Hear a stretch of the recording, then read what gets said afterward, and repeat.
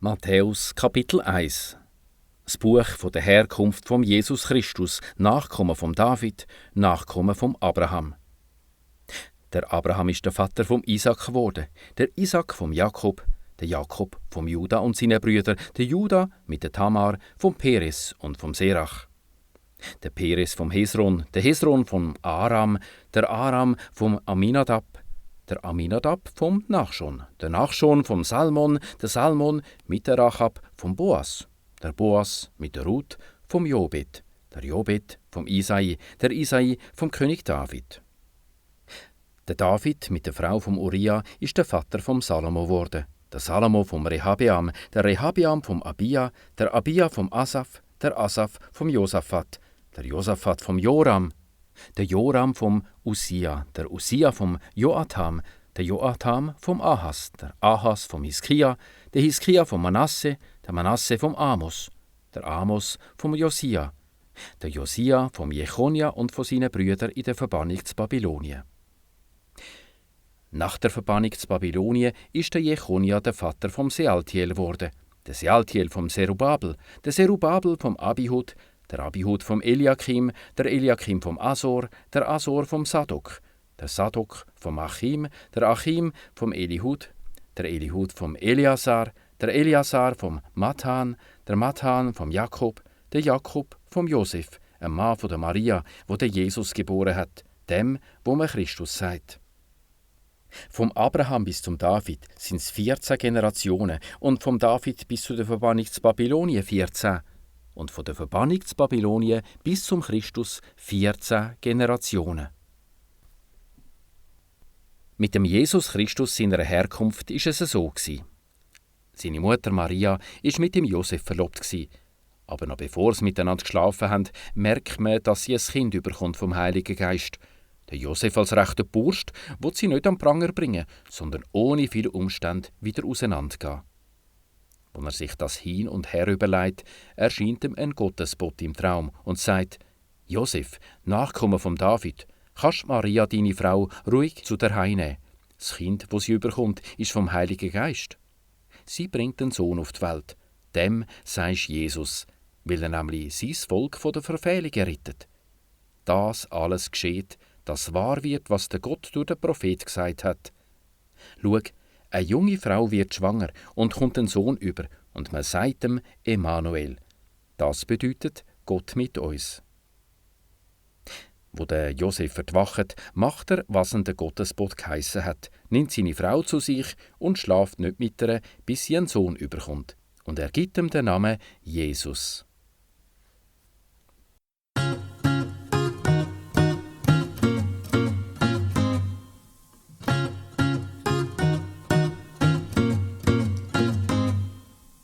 Kapitel 2. Der Jesus kommt zu Bethlehem zu Judäa auf die Welt, zu der Zeit, wo der Herodes König ist. Sternpriester kommen aus dem Osten auf Jerusalem und fragen: Wo ist der neue König der Juden auf die Welt gekommen? Wir haben nämlich seinen Stern gesehen im Osten und sind gekommen, zum vor ihm abzuknündeln. Wo der König Herodes das hört, verschrickt er heillos und ganz Jerusalem mit ihm, und er ruft all Oberpriester und Schriftgelehrten vom Land zusammen und fragt: Wo kommt der künftige König auf die Welt? Sie sagen ihm: zu Bethlehem, zu Judäa. Der Prophet hat es nämlich so geschrieben: Und du, Bethlehem im Land Juda, bist gar nicht der kleinste von den Anführern zu Juda. Aus dir kommt ja einmal der Anführer, wo mein Volk Israel hütet. Darauf aber lässt der Herodes die Sternpriester heimlich zu sich kommen und will genau wissen, wann der Stern erschienen sei, und schickt es auf Bethlehem und sagt zu ihnen: Geht einmal genau schauen, was mit dem Kindli los ist.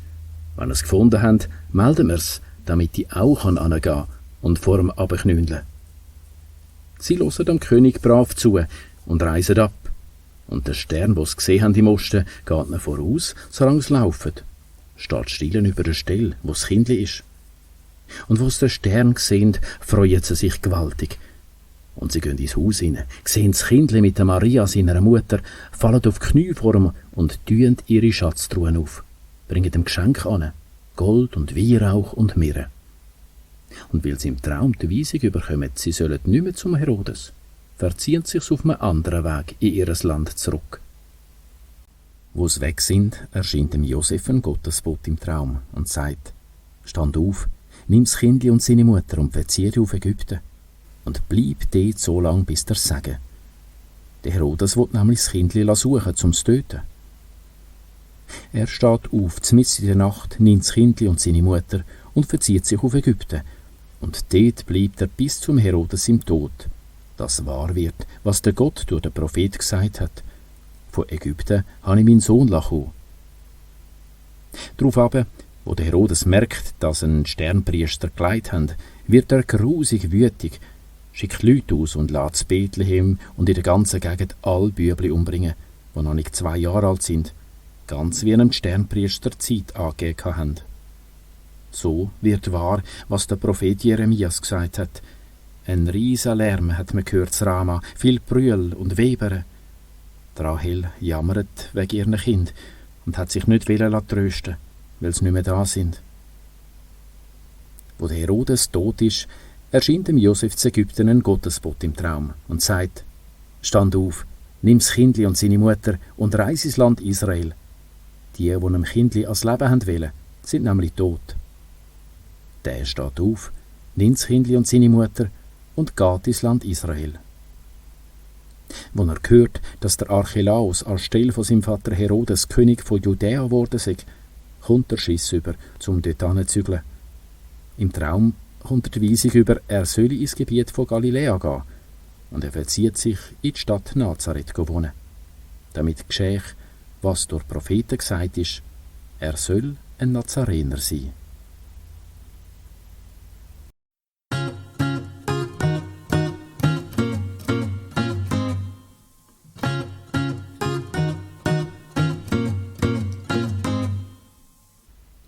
Kapitel 3. Zu selber Zeit taucht der Johannes der Täufer auf und verkündet in den Steppen von Judäa: Denket die neue Welt steht vor der Tür. Der Johannes ist nämlich der, wo der Prophet Jesaja gesagt hat von einem: Einer ruft in der Wüste: Machet dem Gott Strasse frei, machet ihm seine Wege gerade. Er, der Johannes, hat ein Gewand von Kamelhaar und einen Ledergurt um den Bauch. Essen tut er Heugümper und wilden Honig. Da ziehen den Haufen zu ihm raus, von Jerusalem und von ganz Judäa und vom ganzen Jordantal, und er tauft sie im Jordan, und sie geben ihre Verfehlungen zu. Wo er viele Pharisäer und Sadduzäer sieht zum Taufen kommen, sagt er zu ihnen: Ihr Giftschlangen, wer hat euch gesagt, ihr könnt fliehen vor dem Endgericht? Traget solche Früchte, die zum Umdenken gehören, und meint nicht, ihr könnt sagen, unser Vater ist ja der Abraham. Ich sage euch, der Gott kann sogar die Steine da lebendig und Abrahams Kind daraus machen. Das Bieli liegt schon an den Wurzeln vom Baum. Jeder Baum, der keine gute Frucht mehr trägt, haut man um und rührt ihn ins Feuer. Ich taufe euch nur mit Wasser, weil ihr umdenken wollt, aber der nach mir kommt und stärker ist als ich und wo ich nicht einmal wert bin, zum die Sandalen anzutragen, der tauft euch mit dem Heiligen Geist und mit dem Feuer. Der hat die Schaufel schon in der Hand, zum die Spreu vom Weizen zu trennen. Er wischt es dann. Er sammelt seinen Weizen in der Schür und die Spreu verbrennt er in einem Feuer, das niemand löschen kann. Da kommt der Jesus von Galiläa an Jordan runter, zum Johannes, zum sich zu taufen. Aber der Johannes will nicht und sagt: Eigentlich müsstest du mich taufen. Warum kommst du zu mir? Der Jesus gibt ihm zur Antwort: Mach's nur. Wir müssen dem Gott seinen Willen erfüllen. Da lässt er uns machen. Kaum ist er getauft, steigt der Jesus wieder aus dem Wasser. Da geht der Himmel auf und er sieht den Geist von Gott, eine Art wie eine Taube, herabkommen zu ihm. Und eine gewaltige Stimme sagt: Das ist mein Sohn, den ich gern habe und wo ich einverstanden bin mit ihm.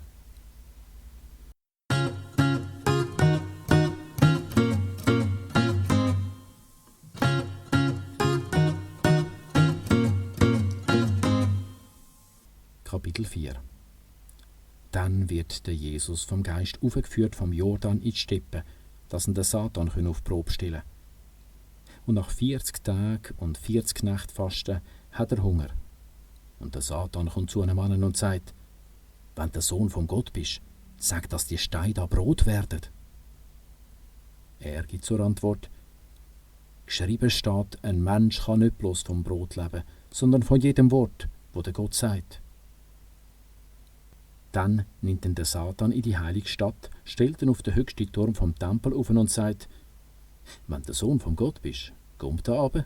Steht doch geschrieben, der Gott schickt seine Boten wegen dir, um dich auf den Händen zu tragen, dass deine Füße ja nicht an einem Stein anschlägst.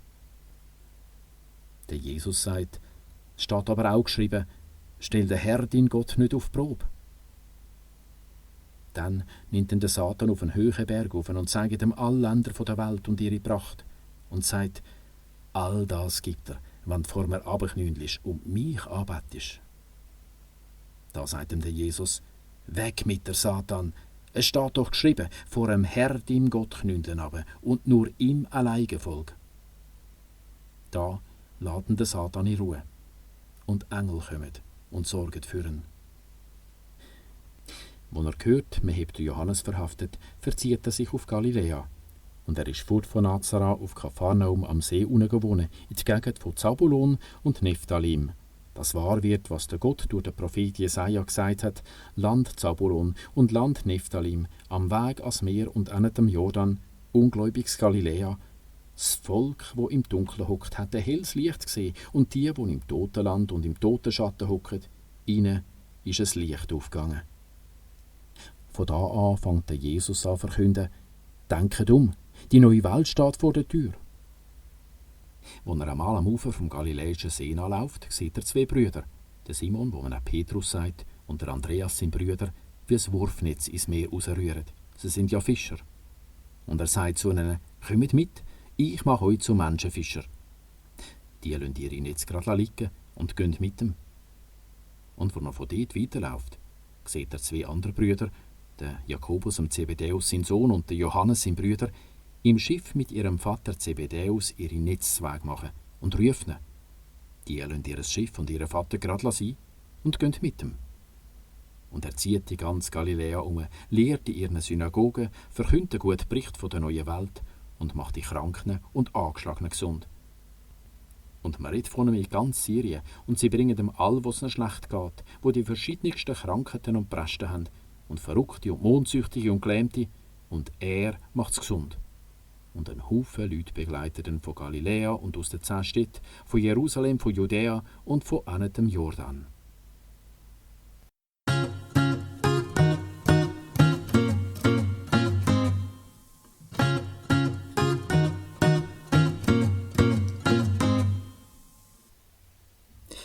Matthäus Kapitel 5.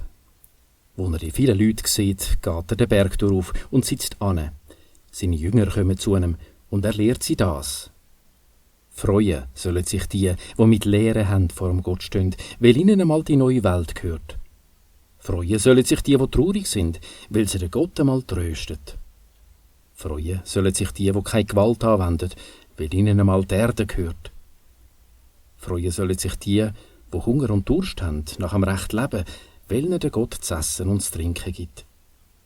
Freuen sollen sich die anderen helfen, weil der Gott auch ihnen einmal hilft. Freuen sollen sich die ein gutes Gewissen haben, weil sie einmal den Gott dürfen anschauen. Freuen sollen sich die Frieden stiften, weil es der Gott einmal als Kind annimmt. Freuen sollen sich die verfolgt werden, weil sie recht leben. Ihnen gehört einmal die neue Welt. Freue dich, wenn sie wegen mir über euch lästern und euch verfolgen und schlecht reden über euch. Freue dich und jubelt, weil ihr einen grossen Lohn überkommt vom Gott. Gleich haben sie ja vor euch schon Propheten verfolgt. Ihr seid Salz von der Erde. Wenn aber Salz blöd wird, wie soll man es wieder salzig machen? Man kann nichts mehr mit dem anfangen, nur noch fortrühren und es vertrampen. Ihr seid das Licht der Welt. Eine Stadt zuoberst auf einem Berg kann sich nicht verstecken. Man zündet ja auch keine Lampen an und stellt sie unter den Tisch, nein, auf einen Leuchtständer rauf. Dann gibt sie am ganzen Raum hell. Genau so soll euer Licht den Leuten leuchten, dass sie eure guten Taten sind und euer mächtiger Vater rühmen. Meint ja nicht, ich sei gekommen, um das Gesetz abschaffen oder Propheten. Nicht abschaffen will, dies im Gegenteil, wahr machen. Glaubt mir, solange es den Himmel und die Erde gibt, dürfen ihr nicht einmal einen I-Punkt und nicht einmal ein Komma im Gesetz ändern, bis alles geschehen ist. Wer nur eine einzige Vorschrift abschaffen würde, auch eine nebensächliche, und die Leute aufreisst damit, wäre der Kleinste in der neuen Welt. Aber wer nach den Vorschriften lebt und sie weiterlehrt, dem ist ein guter Platz sicher in der neuen Welt. Ich sage euch nämlich, dass, wenn ihr euer Recht Leben nicht wesentlich ernster nehmt als die Schriftgelehrten und Pharisäer, dann kommt ihr nie in die neue Welt hinein.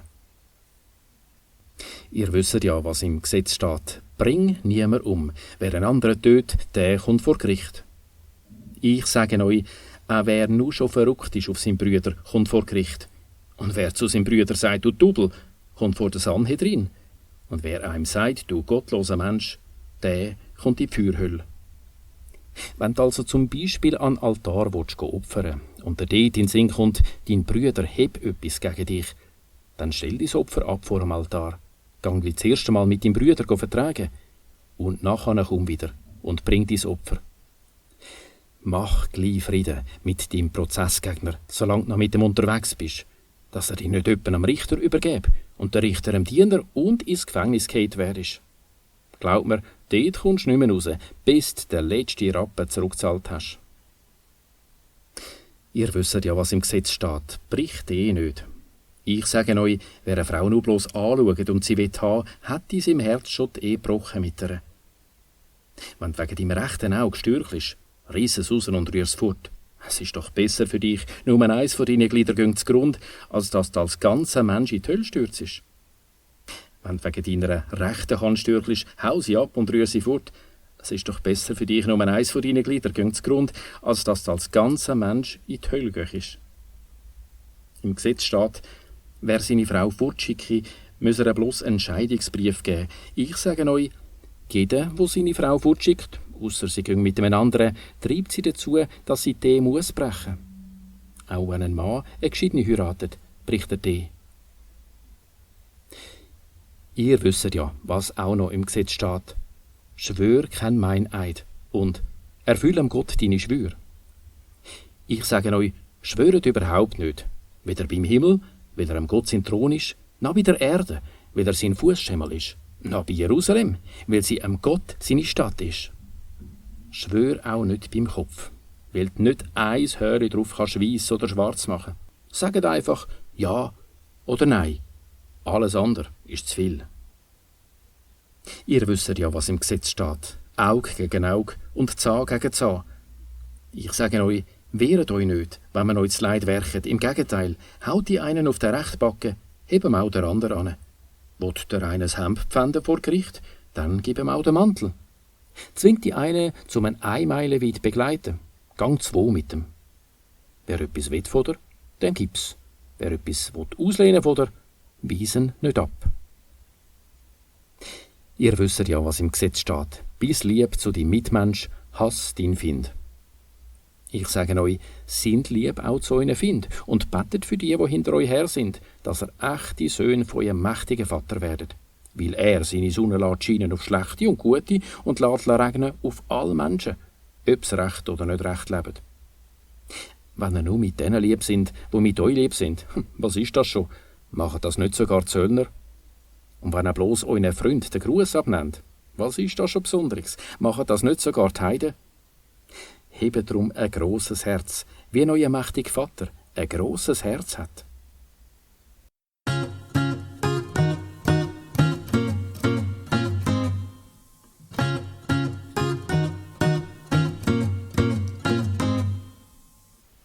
Matthäus, Kapitel 6.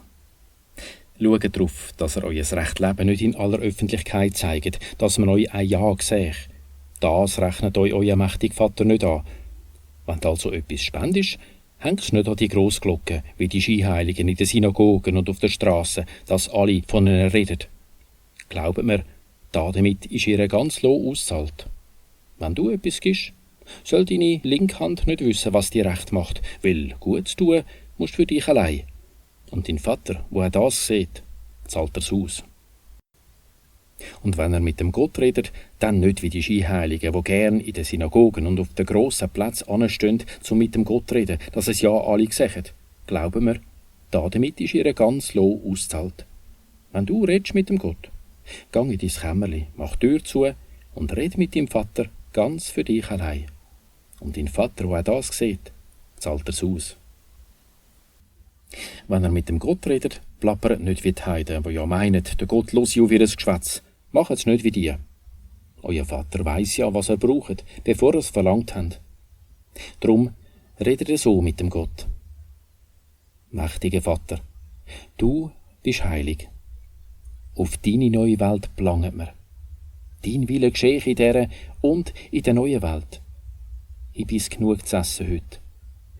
Und lass uns unsere Schulden an, wie wir es auch unseren Schuldner nachlassen haben. Und stell uns nicht auf die Probe, sondern schütze es vor dem Satan. Wenn ihr nämlich den anderen ihre Verfehlungen durchlässt, so lasst euch auch euer mächtiger Vater durch. Wenn ihr es aber den anderen nicht durchlässt, lasst euch euer Vater auch eure Verfehlungen nicht durch. Wenn ihr fastet, macht kein 20 ab 8 im Maul, wie die Skiheiligen, die hässig reinschauen, um den anderen zu zeigen, wie es fastet. Glaubt mir, damit ist ihr ganz low auszuhalten. Wenn du fastest, strähl dich gleich und wäsch dir das Gesicht. Fasten musst für dich allein, nicht um es den anderen zu zeigen, sondern nur deinem Vater.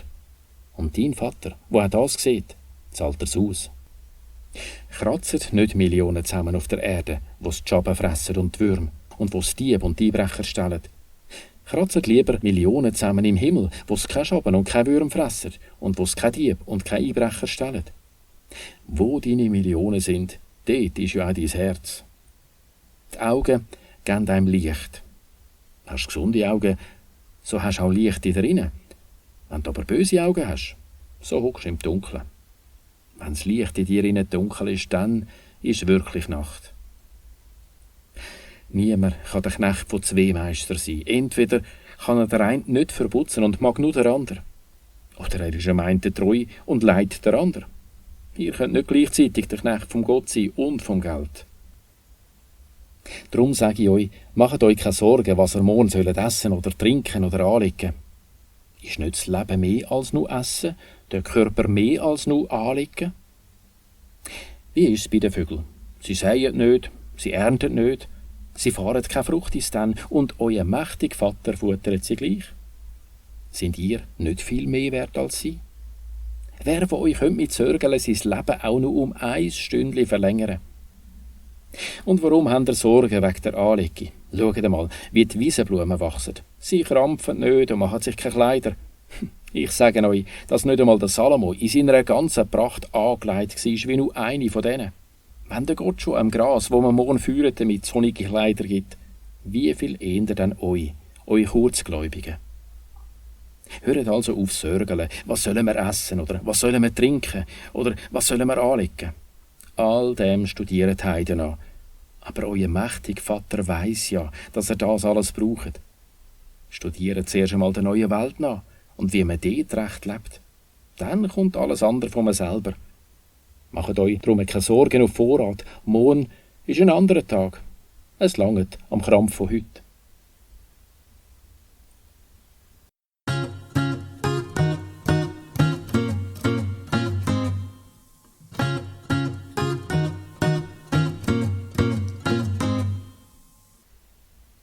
Matthäus, Kapitel 7. Verurteilet nicht ander, dass der Gott nicht euch verurteilt. Mit dem Urteil, wo ihr ander verurteilt, verurteilt euch der Gott. Und mit dem Maß, wo ihr messet, misst euch der Gott. Warum siehst du den Speisen im Auge von deinem Mitmensch und spürst den Balken in deinem eigenen Auge nicht? Oder wie kannst du deinen Mitmensch fragen, warte, ich ziehe dir den Speisen aus deinem Auge? Schau den Balken an in deinem eigenen Auge, du Skiheilige. Zieh zuerst den Balken aus deinem eigenen Auge raus. Dann kannst du ja einen Speisen im Auge von deinem Mitmensch machen. Ganz heilig nicht den Hund und rühret eure Perlen nicht vor Zeu an, dass es nicht vertrampelt mit ihren Füßen, sich umkehren und euch verreissen. Müdet und der Gott gibt's euch, suchet und ihr findet, läutet und man macht euch auf. Weil jeder, der müdet, der kommt über und wer sucht, der findet. Und dem, der läutet, macht man auf. Oder wer von euch hätte das Herz, um seinem Sohn einen Stein geben, wenn er Brot will, oder eine Schlange, wenn er einen Fisch will? Wenn aber schon ihr, wo nicht die Brävsten sind, euren Kind nur gute Sachen gebt, Wie viel eher gibt euer mächtiger Vater das, was er ihn darum bittet? So, wenn er wollt, dass man mit euch sei, so müsst ihr mit den anderen sein. Genau das sagen das Gesetz und die Propheten. Geht durchs kleine Tor, weil das Breittor und die Breitstrasse in den Untergang führen. Und dort laufen viel. Aber das Tor und der Weg ins Leben sind eng und schmal und nur wenig finden ihn. Passet auf vor den falschen Propheten, die zu euch kommen als brave Schafe verkleidet und drunter Wölfe und Räuber sind. Ihr merkt es ja an den Früchten. Kann man etwa Trauben lesen ab einem Dorngestrüpp oder Feigen von einem Distelstrauch? So bringt jeder gute Baum schöne Früchte. Aber ein fauler Baum trägt schlechte, böse Früchte. Ein guter Baum kann keine schlechte Früchte tragen und ein fauler Baum keine gute Früchte. Jeder Baum, der keine gute Früchte mehr bringt, haut man um und rührt dann ins Feuer. Darum nochmal, ihr merkt es ja an den Früchten.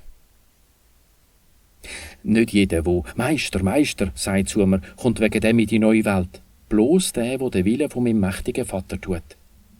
Viele sagen im Endgericht, «Meister, Meister, haben wir nicht in deinem Auftrag prophezeit und in deinem Auftrag Dämonen austrieben und in deinem Auftrag viel Wundertaten gemacht?» Und dann sage ich denen, «Euch habe ich nie gekannt, fort mit euch. Ihr lebt gegen das Gesetz.» Jeder, der meine Worte hört und danach handelt, kann man mit einem überleiteten Menschen vergleichen, der sein Haus auf Felsgrund gebaut hat. Es hat abgekuddelt und Hochwasser gegeben und gestürmt und gerüttelt am Haus. Es hat standgehalten, weil es ja auf Felsgrund gestanden ist. Und jeder, der meine Worte hört und nicht danach handelt, kann man mit einem leichtsinnigen Menschen vergleichen, der sein Haus auf Sandgrund gebaut hat. Es hat abgekuddelt und Hochwasser gegeben und gestürmt und gerüttelt am Haus. Es ist zusammengefallen mit einem riesen Krach. Und wo der Jesus fertig ist mit seiner Rede, staunet das Volk nur so über seine Lehre. Er lehrt nämlich wie einer, der eine Vollmacht vom Gott hat und nicht wie ihre Schriftgelehrten.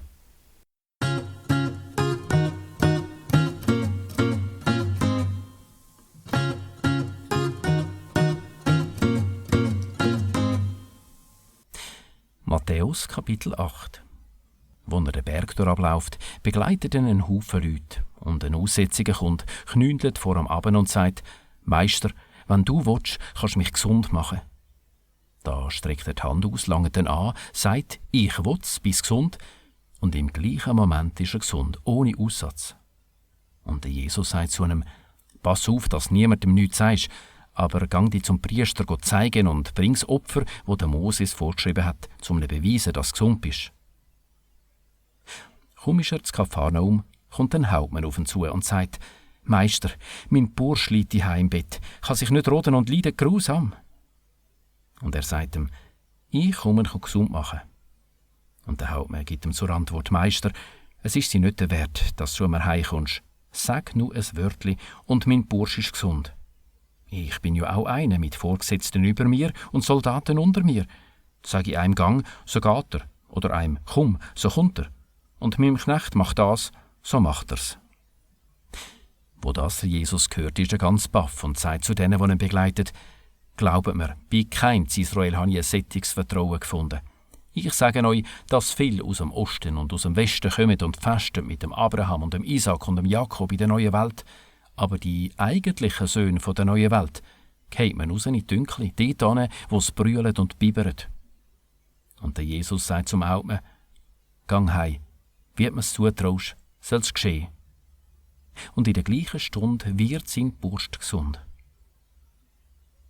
Und wo der Jesus ins Haus von Petrus kommt, sieht er, dass dem seine Schwiegermutter krank ist und Fieber hat.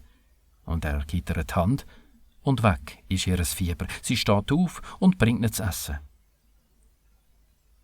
Am Abend bringen sie ihm viel Verrückte und er treibt Dämonen aus mit seinem Befehl und er macht all gesund, wo es ihnen schlecht geht. So wird wahr, was der Gott durch den Prophet Jesaja gesagt hat. Er hat unsere Krankheiten weggenommen und die Krankheiten weggetragen. Wo der Jesus die vielen Leute um ihn herum sieht, befiehlt er, man soll auf die andere Seite vom See fahren. Und da kommt ein Schriftgelehrter und sagt zu einem, «Meister, ich komme mit dir, gleich wo du hingehst.» Und der Jesus sagt zu einem, «Die Füchse haben Höhlen und die Vögel Nester, aber der Menschensohn hat nichts, wo er seinen Kopf anlegen könnte. Ein anderer Jünger sagt zu einem: Meister, lass mich noch zuerst meinen Vater begraben. Aber der Jesus geht zurück: Komm mit mir und lass die Toten ihre Toten begraben.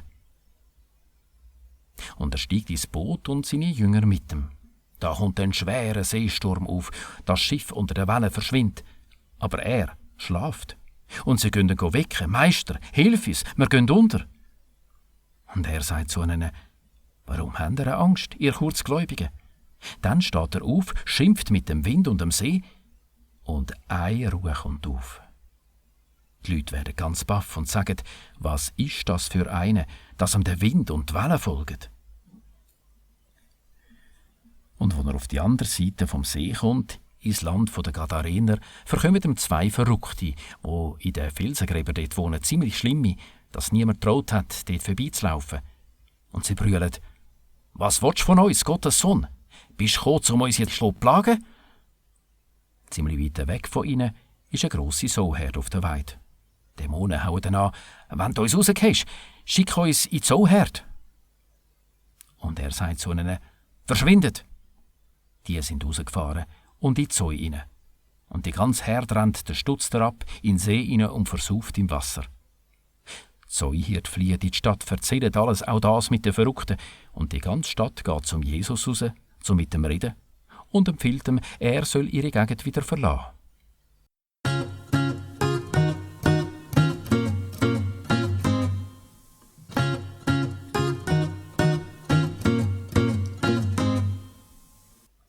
Matthäus Kapitel 9. Und er ist in ein Schiff, fährt über den See und kommt in seine Stadt. Und da tragen sie einen Lahmen an, auf einer Bären.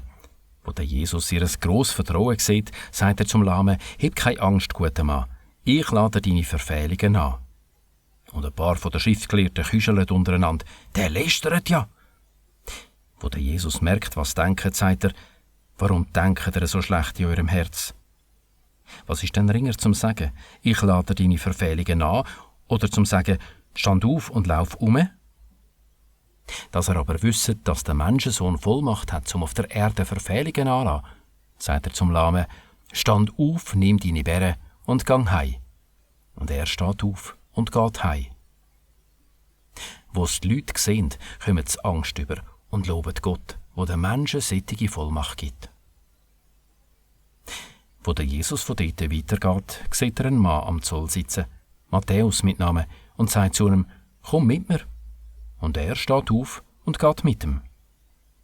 Und als er im Haus von Matthäus am Tisch sitzt, da kommen ein Haufen Zöllner und solche, die nicht recht leben, und essen mit dem Jesus und seinen Jüngern am gleichen Tisch.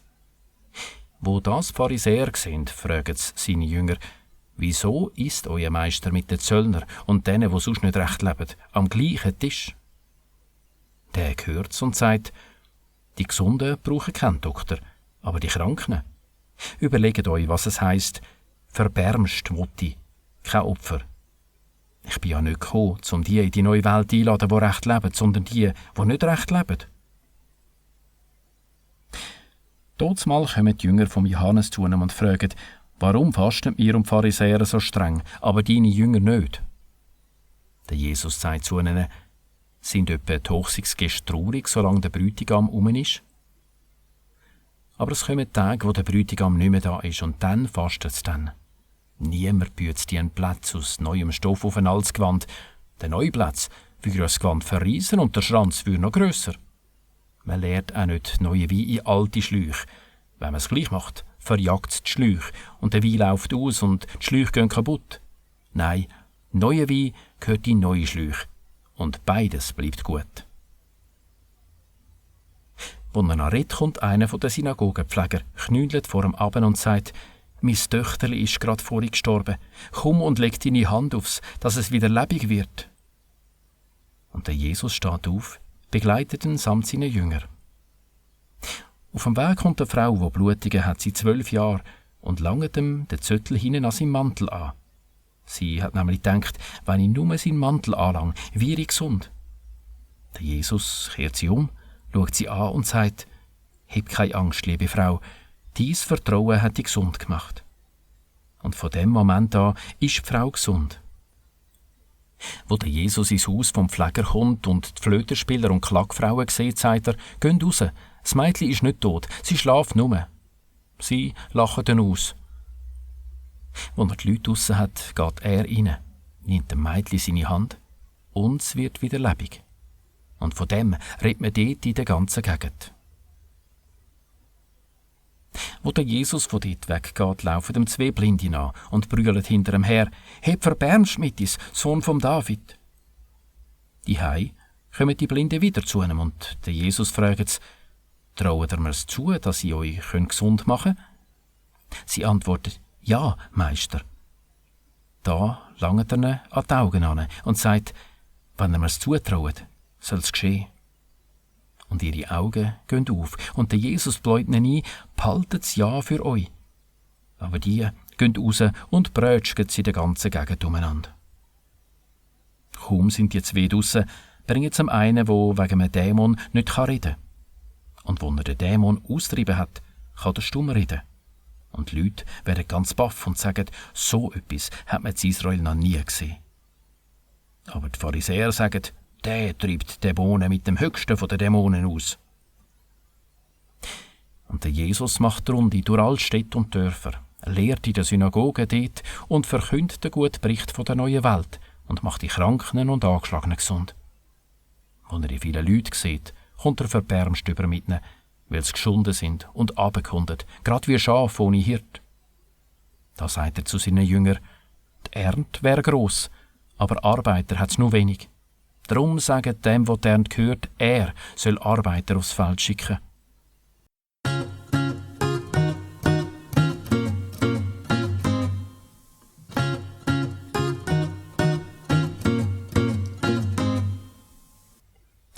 Matthäus Kapitel 10.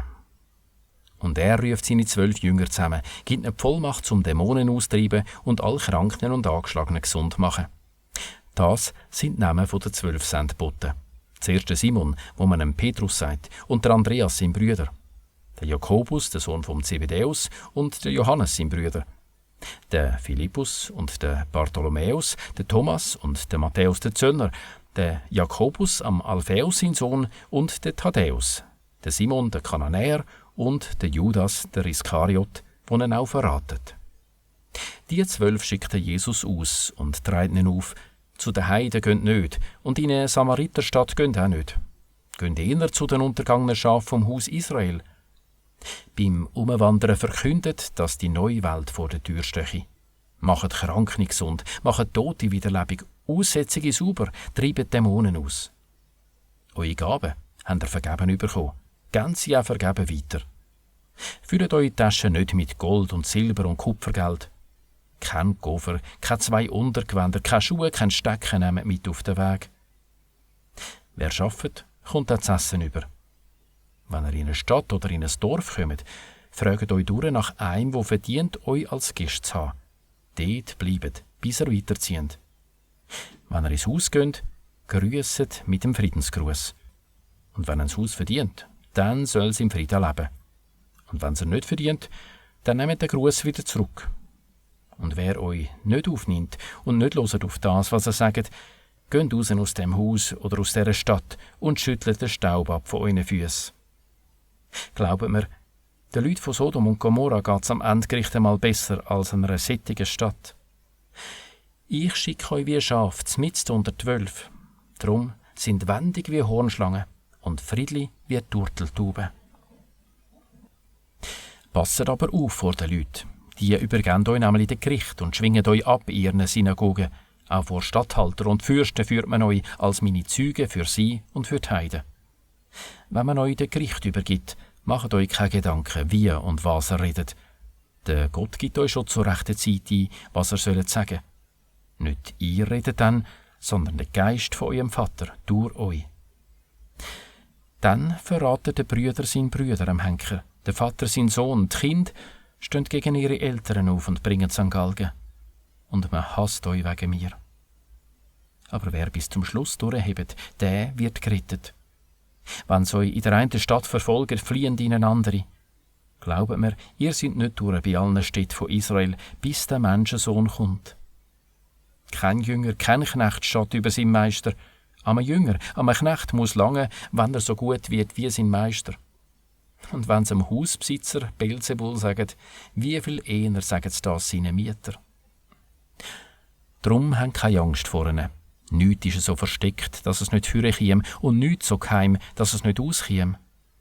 Was ich euch im Geheimen sage, das sagt offen, und was ich euch ins Ohr flüstere, verkündet es von den Dächern. Habt keine Angst vor denen, die den Körper töten, aber die Seele nicht töten können. Habt eher Angst vor dem, wo die Seele und den Körper in der Hölle vernichtet. 2 Spatzen kommt man schon für einen Zehner über, und doch geht nicht einen auf die Erde runter, ohne den Willen von eurem Vater. Sogar die Haare auf eurem Kopf sind all zählt. Drum habt keine Angst, ihr seid mehr wert als ein Schwarm Spatzen. Zu jedem, wo zu mir steht vor den Menschen, zu dem stehe auch ich vor meinem mächtigen Vater. Aber wer mich ablehnt vor den Menschen, den lehne ich ab vor meinem mächtigen Vater. Meinet nicht, ich sei gekommen, um den Frieden bringen auf der Erde. Ich bin nicht gekommen, um den Frieden bringen, sondern das Schwert. Gekommen bin ich, um den Sohn und den Vater auseinanderzubringen, Tochter und Mutter, die Schwiegertochter und Schwiegermutter. Die Feinde vom Mensch sind die im gleichen Haus wohnen. Wer Vater und Mutter lieber hat als mich, den kann ich nicht brauchen.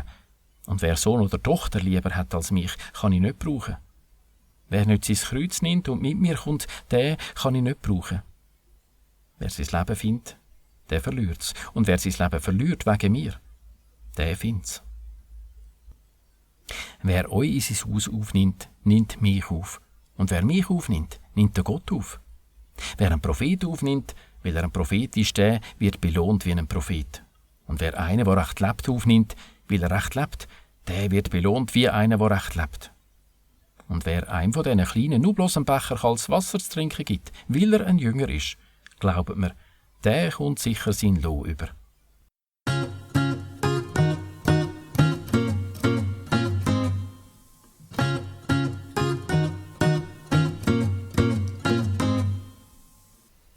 Matthäus, Kapitel 11. Wo der Jesus fertig ist mit der Unterweisung von seinen 12 Jüngern, ist er von dort weg lehren und verkünden in ihren Städten. Aber der Johannes, der uns im Gefängnis von den Taten vom künftigen König gehört hat, lässt durch seine Jünger bei ihm fragen, «Bist du der, der kommen sollte, oder sollen wir auf einen anderen warten?»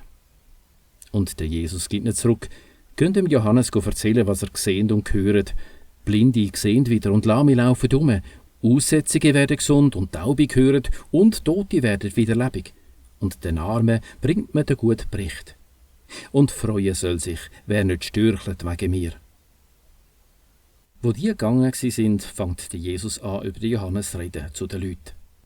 Was sind ihr in die Wüste gegangen anschauen? Ein Schilfrohr, das im Wind hin und her geht? Nein. Was sind ihr schauen? Ein Mann in prächtigen Gewändern? Nein, die prächtig angelegt sind, leben die Königsschlösser. Aber was sind ihr schauen? Ein Prophet? Ja, ich sage es euch, viel mehr als ein Prophet. Nämlich der, wo geschrieben steht über ihn, «Schau, ich schicke mein Boot vor dir her, wo dir deinen Weg parat macht.» Glaubt mir, es ist nie kein grösserer Mensch auftreten als der Johannes der Täufer. Aber der Kleinste der neuen Welt ist grösser als er. Seit dem Tag von Johannes dem Täufer bis jetzt leidet die neue Welt unter der Gewalt und Verbrecher stellen sie euch. Alle Propheten nämlich und das Gesetz bis zum Johannes haben die neue Welt vorausgesagt. Und ob es gelten oder nicht, er ist der angekündigte Elias. Wer Ohren hat, soll hören. Mit wem soll ich die jetzige Generation vergleichen? Sie gleicht den Kindern, die auf dem Meerplatz sitzen und den anderen zurufen, «Flöte gespielt haben wir für euch, aber tanzen haben wir nicht. Ein Trauergesang haben wir angestimmt, aber traurig sind wir nicht gewesen.» Der Johannes ist ja gekommen, hat nicht gegessen, nicht getrunken, und sie sagen, «Der spinnt.» Der Menschensohn ist gekommen, isst und trinkt, und sie sagen, «Schau, der Fresser und Säufer, der Freund von den Zöllner und von denen, die nicht recht tun.» Aber am Gott sein Plan zeigt sich an seinen Werk. Dann fängt er an schimpfen über die Städte, wo seine meisten Wunder geschehen sind, weil sie nicht umgedacht haben.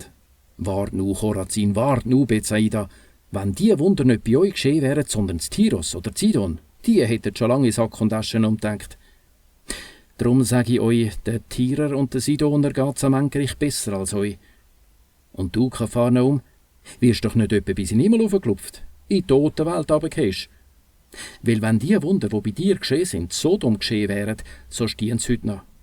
Darum sage ich euch, dass Sodomerland am Endgericht besser wegkommt als du. Zu selber Zeit fängt Jesus an zu sagen, ich danke dir, Vater, Herr vom Himmel und von der Erde, dass du das versteckt hast vor den Gelehrten und Gescheiden und aufdeckt hast vor den Unverdorbenen. Ja, Vater, so hast du es wollen. Mein Vater hat mir alles übergeben. Niemand kennt seinen Sohn so gut wie der Vater und sein Vater kennt niemand so gut wie der Sohn. Und der, der ihm der Sohn den Vater zeigt. Kommt all zu mir, was Gewissen druckt wegen der vielen religiösen Vorschriften. Ich nehme es euch ab. Nehmt mein Joch auf euch und lehret von mir, weil ich keine Gewalt anwende und ein gutes Herz habe und findet Ruhe für eure Seele. Mein Joch schneidet ja nicht ein und meine Last ist leicht.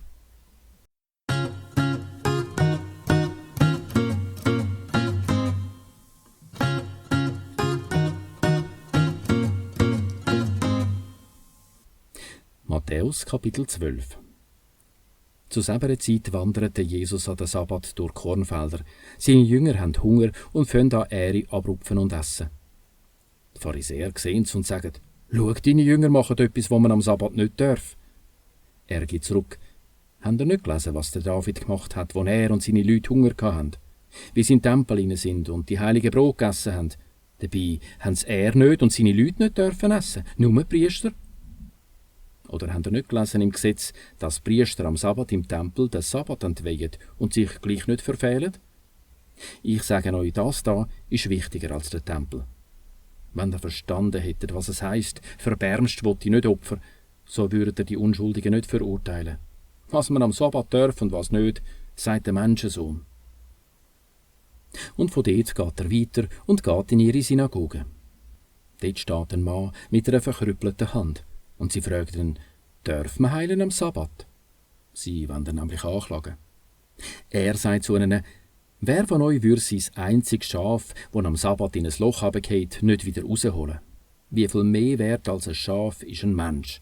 Drum darf man Gutes tun am Sabbat. Dann sagt er zum Mann, mach deine Hand auf. Und er macht sie auf und die Hand ist wieder gesund, gesund wie die andere. Die Pharisäer gehen raus und beschliessen, ihn aus der Welt zu schaffen. Als der Jesus hört, verzieht er sich aus dieser Gegend. Und viele Leute begleiten ihn und er macht all gesund. Und er bläut ihnen ein, sie sollen nichts ausbringen über ihn, das wahr wird, was der Gott durch den Prophet Jesaja gesagt hat. Schau, mein Knecht, den ich ausgesucht habe, den ich gern habe, der mir gefällt. Ich will ihn mit meinem Geist ausrüsten und er soll allen Heiden das Gericht ankündigen. Er streitet und lärmt nicht. Man hört seine Stimme nicht auf der Straße. Ein knelltes Schilfrohr verbricht er nicht noch ganz. Ein Docht, das er gläuselt, löscht er nicht aus, bis er das Recht hat gönnen. Und auf ihn hoffen die Heiden. Da bringen sie ihm einen Verrückten, der dazu blind und taub ist. Und er macht ihn gesund, dass er reden und sehen kann. Und alle Leute kommen das Herzklopfen über und sagen, ist das echt nicht doch der Nachfahr vom David? Die Pharisäer hören es und sagen, der treibt Dämonen nur mit dem Beelzebul aus, dem obersten Dämon. Er weiß, was sie denken und sagt zu ihnen, jedes Land, wo gespalten ist in sich selber, lehrt sich. Keine Stadt und keine Familie, wo gespalten ist in sich selber, überlebt. Und wenn der Satan austritt, so ist er mit sich selber gespalten. Wie könnte da seine Welt überleben? Und wenn ich Dämonen mit dem Beelzebul austreibe, mit wem treiben es dann eure Anhänger aus? Drum sind sie einmal eure Richter. Wenn ich aber Dämonen mit dem Willen vom Gott austreibe, so ist doch das Gottesreich schon unter euch. Oder wie könnte einer in eine Burg gehen und die Waffen stellen, bevor er den Kommandant gefesselt hat? Erst nachher kann er die Burg ausrauben. Wer nicht für mich ist gegen mich. Wer nicht sammelt mit mir, der verstreut. Darum sage ich euch, jede Verfehlung und jede Lästerung gegen den Gott wird an einem Menschen angelassen, aber eine Lästerung gegen den Heiligen Geist nie. Und wenn einer ein Wörtchen gegen den Menschensohn sagt, es wird ihm nachgelassen. Aber wer gegen den Heiligen Geist tritt, dem wird es weder in dieser Welt noch in der neuen angelassen. Entweder setzt er einen guten Baum dann trägt er gute Früchte. Oder ersetzt er den faulen Baum, dann trägt er faule Früchte. Wie gut ein Baum ist, merkt man an den Früchten. Ihr Schlangenbrut, wie könnt ihr Gutes reden, wo ihr schlecht sind? Was einer für ein Herz hat, merkt man an dem, was er sagt. Ein guter Mensch bringt Gutes, weil er einen guten Kern hat. Und ein schlechter Mensch bringt Schlechtes, weil er einen schlechten Kern hat. Ich sage euch, dass die Menschen jedes überflüssige Wort, das sie sagen, müssen verantworten am Gerichtstag, weil du nach deinem Wort freigesprochen oder verurteilt wirst. Da geben ihm ein paar Schriftgelehrte und Pharisäer zur Antwort: Meister, wir würden gern ein Wunder sehen von dir. Er gibt nicht zurück. Wunder verlangt eine schlechte und treulose Generation. Es gibt nur ein Wunder, wie es der Prophet Jona erlebt hat. Wie der Jona 3 Tage und 3 Nächte im Bauch vom Meermonster war, so ist der Menschensohn 3 Tage und 3 Nächte im Herz der Erde. Die Männer von Ninive stehen mit dieser Generation vor Gericht und stechen sie aus, weil sie umdenkt haben auf die Verkündigung vom Jona ab. Aber da geht es um mehr als um den Jona. Eine Königin aus dem Süden tritt mit dieser Generation vor Gericht und sticht sie aus, weil sie vom Ende der Welt gekommen ist, um den gescheiten Salomo zu hören. Aber da geht es um mehr als um den Salomo. Wenn ein Dämon aus einem Mensch rausgegangen ist, zieht er durch wasserlose Wüsten, sucht einen Rastplatz und findet keinen.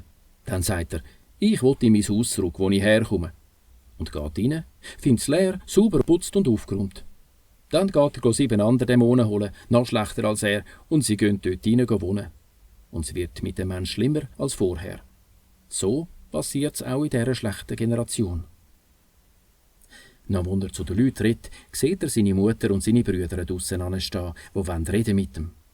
Einer sagt zu ihm: Deine Mutter und deine Brüder stehen draussen und wollen mit dir reden.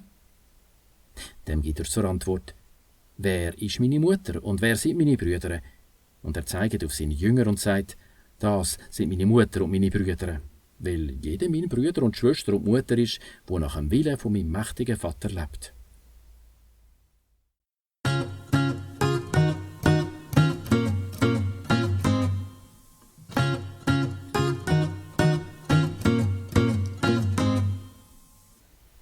Matthäus Kapitel 13. An diesem Tag geht der Jesus zum Haus aus und sitzt an den See an. Und viele Leute kommen zu ihm, dass er in ein Schiff steigt und von dort aus den Leuten manches Gleichnis erzählt. Ein Sämann ist gegangen säen. Und beim Säen ist der eine Samen auf den Weg gefallen. Und Vögel sind gekommen und haben ihn aufgepickt. Andere Samen ist auf Stein gefallen, wo es nicht viel Herd hat und ist gerade aufgegangen, weil der Herd nicht tief war. Kaum ist die Sonne aufgegangen, ist er verbrannt. Und weil er keine Wurzeln hat, ist er vertrocknet. Andere Samen ist unter Dornen untergefallen. Das Dorngesträuch ist gewachsen und hat ihn verstickt. Andere ist auf guten Herd gefallen und hat Frucht gegeben, 100-mal, 60-mal, 30-mal. Wer Ohren hat, soll hören. Und die Jünger kommen dann fragen: Warum erzählst du ein Gleichnis? Er gibt ihnen zur Antwort: Weil der Gott euch die Geheimnisse der neuen Welt zeigt, den anderen aber nicht. Wer nämlich etwas hat, der kommt noch über genug dazu anüber. Wer nichts hat, dem nimmt man auch noch das bisschen. Gleichnis erzählen, weil sie schauen und nichts sehen und hören und nichts hören und verstehen. An denen wird dem Jesaja seine Voraussage wahr, wo sagt: Mit den Ohren hört er und versteht nichts, und er schaut und seht nichts. Abgestumpft wird das Herz von dem Volk und schwerhörig seine Ohren, ihre Augen haben es zugemacht, dass sie ja nichts sehen mit den Augen und hören mit den Ohren und verstehen mit dem Herz und umkehren und ich's gesund mache.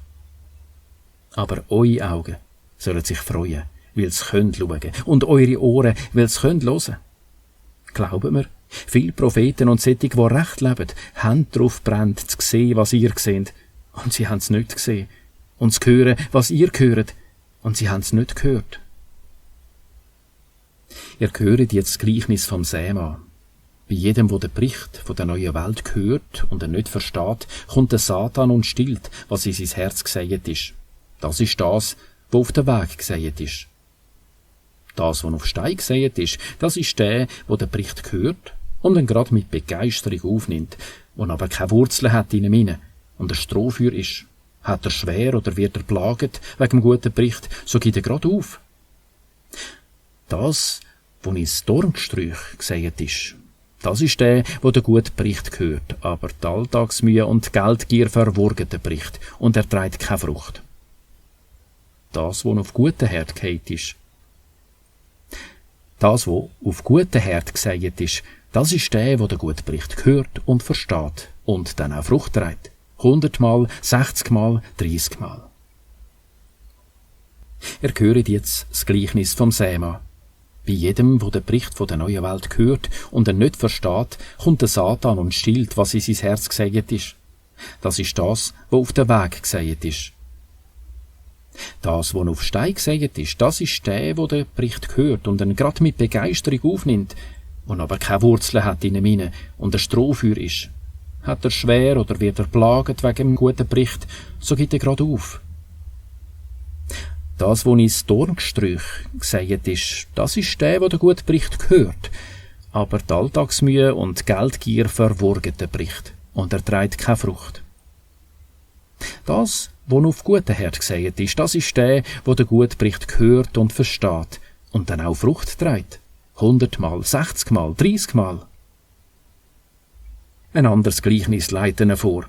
Die neue Welt kann man vergleichen mit einem Mann, der guten Samen in seinen Acker gesät hat.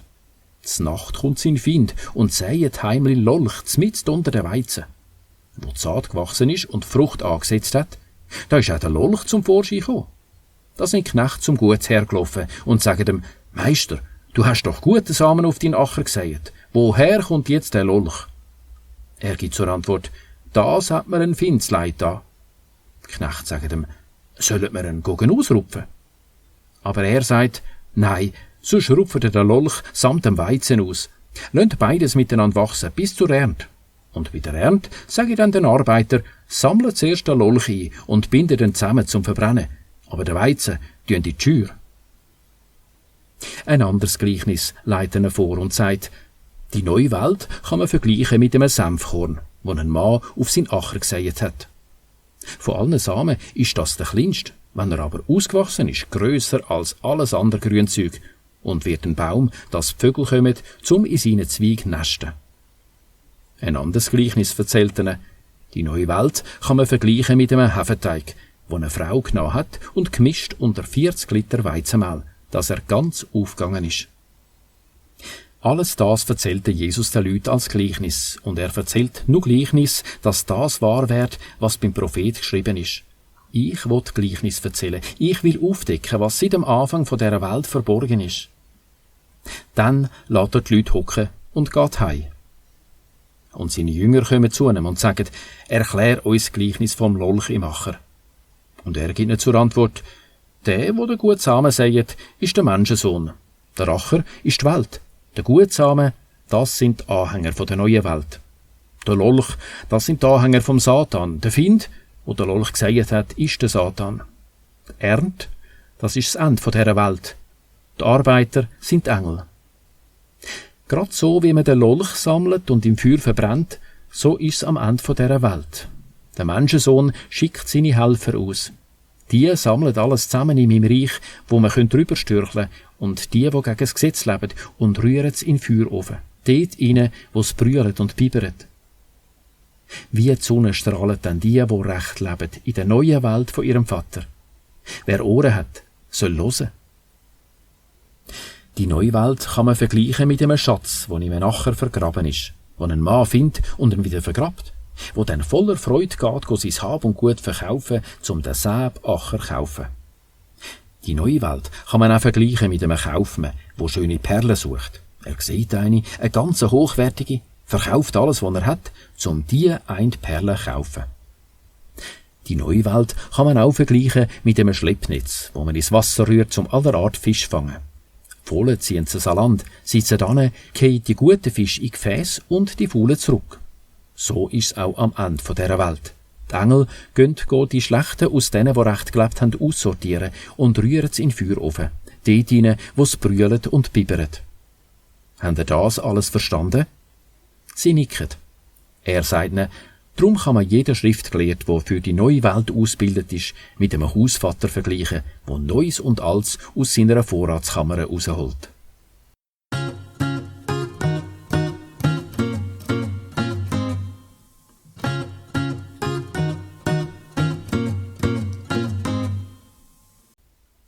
Matthäus Kapitel 14. Zu selber Zeit hört der Fürst Herodes vom Jesus reden und sagt zu seinen Hofleuten: Das ist der Johannes der Täufer, der ist wieder lebendig geworden von den Toten. Darum wirken Wunderkräfte in ihm.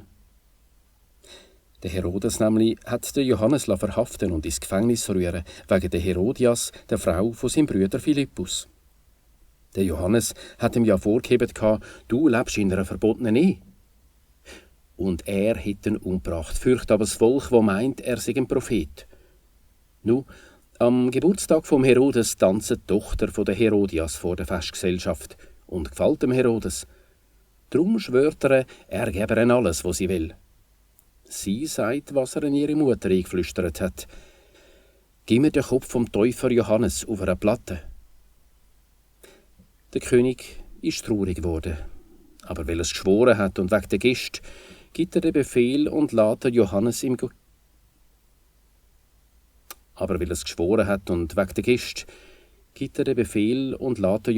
Gefängnis köpfen.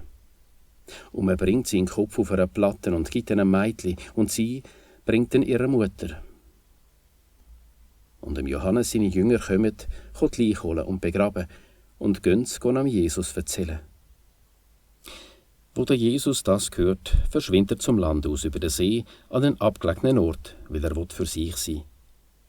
Die Leute aus der Stadt, die es gehört haben, laufen ihm auf dem Land nach, und, als er aussteigt, sieht er einen Haufen Leute und hat Verbärmst mit ihnen und macht ihre Kranken gesund. Am Abend kommen die Jünger zu ihm und sagen: Es ist abgelegen da und schon spät, schickt die Leute fort, geht das Essen posten in den Dörfern. Der Jesus sagt ihnen: Sie müssen doch nicht fort. Gebt ihr ihnen zu essen? Sie geben ihm zurück: Wir haben nichts da, bloß 5 Brot und 2 Fische. Er sagt: Bringt es mir da an. Und er heisst die Leute ins Gras sitzen, nimmt die 5 Brot und die 2 Fische, schaut an den Himmel auf, sagt den Segen, bricht das Brot und gibt es den Jünger, die Jünger den Leuten. Und alle essen und kommen genug über. Die vorigen Schnaffel Brot tragen sie zusammen, 12 Körbe voll. Gegessen haben etwa 5000 Männer, Frauen und Kinder nicht gerechnet. Und er zwingt die Jünger ins Schiff zu gehen und vorauszugehen ans andere Ufer, bis er die Leute weggeschickt hat. Und wo er die Leute vorgeschickt hat, geht er den Berg auf, um für sich allein zu beten. Am Abend ist nur er dort.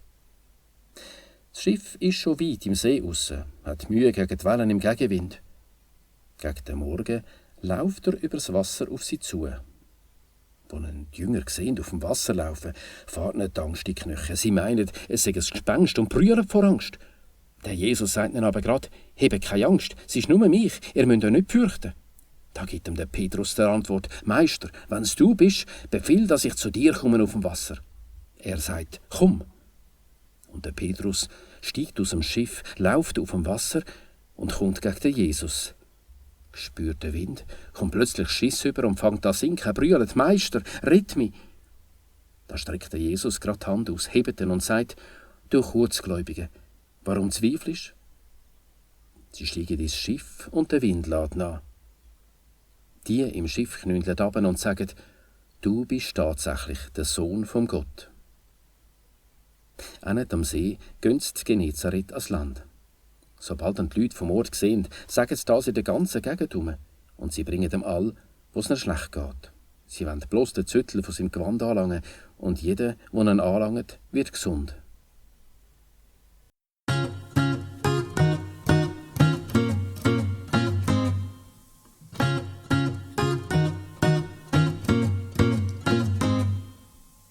Matthäus Kapitel 15.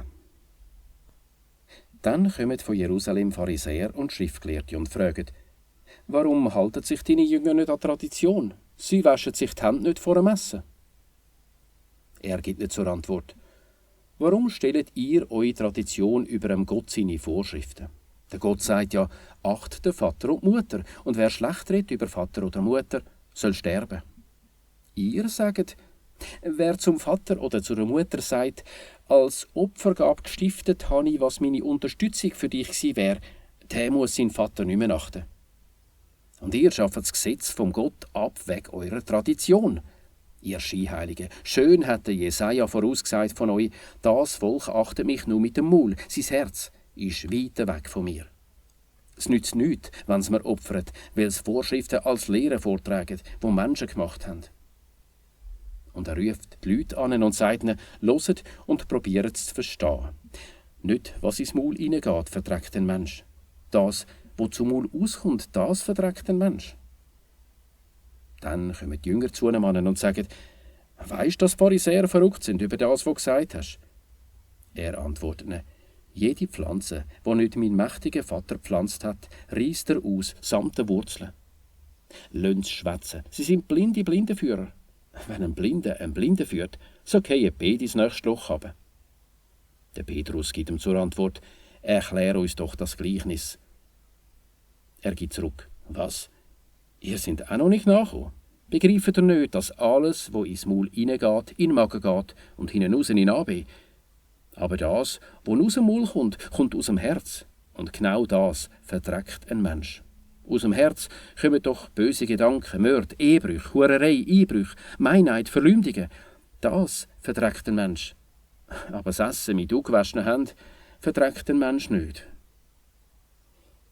Von dort verzieht sich der Jesus zum Land aus in die Gegend von Tirus und Sidon. Und da läuft eine Kananäerin an aus der Gegend dort und ruft laut, «Heb Verbärmst mit mir, Meister, Sohn von David, ein Dämon plagt mein Mädchen.» Er tut aber nicht dergleichen. Und seine Jünger kommen und sagen, «Mach doch, was sie will. Sie brüllen ja ständig hinter uns her.» Er gibt zur Antwort, «Ich bin nur zu den verloren gegangenen Schafen vom Volk Israel geschickt.» Sie kommt an und geht auf die Knie. «Meister, hilf mir!» Er antwortet, «Es ist nicht schön, wenn man den Kind das Brot wegnimmt und den Befzger anrührt.» Sie sagt, «Schon, Meister, aber Befzger fressen bloß Brosmen, die von den Tisch von ihren Herren runterfallen.» Da gibt ihr der Jesus zur Antwort, «Du hast ein grosses Vertrauen, gute Frau, darum geschieht das, was der Wunsch ist.» Und im gleichen Moment wird ihre Tochter gesund. Von dort geht der Jesus am Galiläischen See nach, steigt auf den Berg rauf und sitzt dort an. Und ein Haufen Leute kommen zu ihm raus, Lahme, Blinde, Krüppel, Stumme und viele andere, und sie legen es ihm vor die Füße, und er macht all gesund, dass die Leute gerade baff werden, wo's Stumme sehen reden, Krüppel gesund werden, Lahme rumlaufen und Blinde schauen. Und sie schwärmen vom Gott von Israel. Der Jesus ruft seine Jünger zusammen und sagt zu ihnen, «Mir tun die Leute leid, die schon 3 Tage da sind, ohne nichts zu essen. Und nüchtern fortlassen, will es nicht, sonst wird es dann auch schlecht unterwegs.» Und die Jünger sagen ihm, «Woher sollen wir in der Wüste so viel Brot nehmen, um so viele Leute zu verpflegen?» Und der Jesus fragt, «Wie viel Brot habt ihr?» Sie sagen, 7 und ein paar Fischli. Und er heisst die Leute absitzen auf den Boden, nimmt die 7 Brot und Fisch, sagt den Segen, bricht das Brot und gibt es den Jünger, die Jünger den Leuten. Und all essen und kommen genug über. Und die vorigen Schnäffel Brot tragen sie zusammen, 7 Körbe voll. Gegessen haben 4000 Männer, Frauen und Kinder nicht gerechnet. Und als er die Leute hat gehen, steigt er ins Schiff und fährt ins Gebiet von Magadan.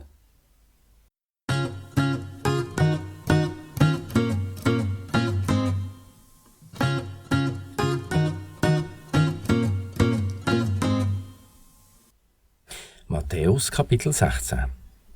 Und die Pharisäer und die Schriftgelehrten kommen zu ihm auf die Probe stellen. Sie fragen ihn um ein Wunder vom Gott für sie. Aber er gibt nicht zurück. Wunder verlangt eine schlechte und treulose Generation. Es gibt nur ein Wunder, wie es der Jona erlebt hat. Und er lässt stehen und geht weg. Die Jünger fahren das andere Ufer über, vergessen aber Brot mitzunehmen. Der Jesus sagt zu ihnen, «Gebt Acht und passet auf vor dem Hefeteig der Pharisäer und der Sadduzäer.» Sie rödeln untereinander. «Das hat er sicher gesagt, weil wir kein Brot mitgenommen haben.» Was der Jesus merkt, sagt er, «Was rödelt er miteinander, ihr Kurzgläubigen? Weil ihr kein Brot habt? Merkt ihr es noch nicht? Erinnert ihr euch nicht an die 5 Brot von den 5000 und wie viele Körper gesammelt habt? Nicht an die 7 Brot von den 4000 und wie viele Körper gesammelt habt? Warum merkt ihr nicht, dass ich nicht von gewöhnlichem Brot geredet habe? Passet auf vor dem Hefeteig der Pharisäer und der Sadduzäer.» Da packen sie es, dass er nicht gemeint hat, sie sollen vor dem Hefeteig vom Brot aufpassen, sondern vor der Lehre der Pharisäer und der Sadduzäer. Wo der Jesus in die Gegend von Caesarea Philippi kommt, fragt er seine Jünger, was sagen eigentlich die Leute, wer der Menschensohn sei? Sie sagen ihm, die einen der Johannes der Täufer, andere der Elias, noch andere der Jeremias oder sonst einer von den Propheten. Er fragt sie, was sagt ihr, wer ich sei? Der Simon Petrus gibt zur Antwort, du bist der künftige König, der Sohn vom lebendigen Gott. Der Jesus gibt ihm zurück, freu dich, Simon, Sohn vom Jona, weil dir das nicht Menschen eingegeben haben, sondern mein mächtiger Vater. Ich sage dir, du heissest schon Felsen, Petrus, und auf diesen Felsen baue ich meine Gemeinde. Und das ist stärker als das Tor der toten Welt. Dir gebe ich die Schlüssel zu der neuen Welt, und was du verbietest auf der Erde, soll verboten sein, auch in der neuen Welt. Und was du erlaubst auf der Erde, soll erlaubt sein, auch in der neuen Welt. Dann bläut der Jünger ein, sie sollen niemandem sagen, dass er der künftige König sei. Von da an fängt Jesus an, seine Jünger vorzubereiten, dass er auf Jerusalem rauf muss, dass ihn die Ratsherren und die Oberpriester und die Schriftgelehrten furchtbar quälen, dass ihn tötet und dass er nach 3 Tagen wieder lebendig wird. Da nimmt ihn der Petrus auf die Seite und fängt ihm an zu reden. «Behüt Gott, Meister, das dürfte nie passieren!» Der drüllt sich um und sagt dem Petrus, «Verschwind, Satan, du bist ein Falle für mich, weil du nicht denkst wie der Gott, sondern wie ein Mensch.» Dortmal sagte Jesus zu seinen Jüngern, wenn einer mit mir kommen will, muss er sich selber aufgeben und sich sein Kreuz aufladen. Dann kann er mit mir kommen. Wer nämlich sein Leben retten will, der verliert es. Wer sein Leben verliert wegen mir, der gönnt's. Was nützt es einem Mensch, wenn er die ganze Welt gewinnen, aber sein Leben verlieren? Oder was gäbe ein Mensch, um sein Leben zurückzukaufen? Der Menschensohn kommt nämlich bald mit seinem Vater, seiner Pracht und seinen Boten, und dann gibt er jedem den Lohn, den er nach seinem Tun verdient. Glaubt mir, ein paar von denen, die da stehen, sterben nicht, bis der Menschensohn gesehen hat, kommen in seiner neuen Welt.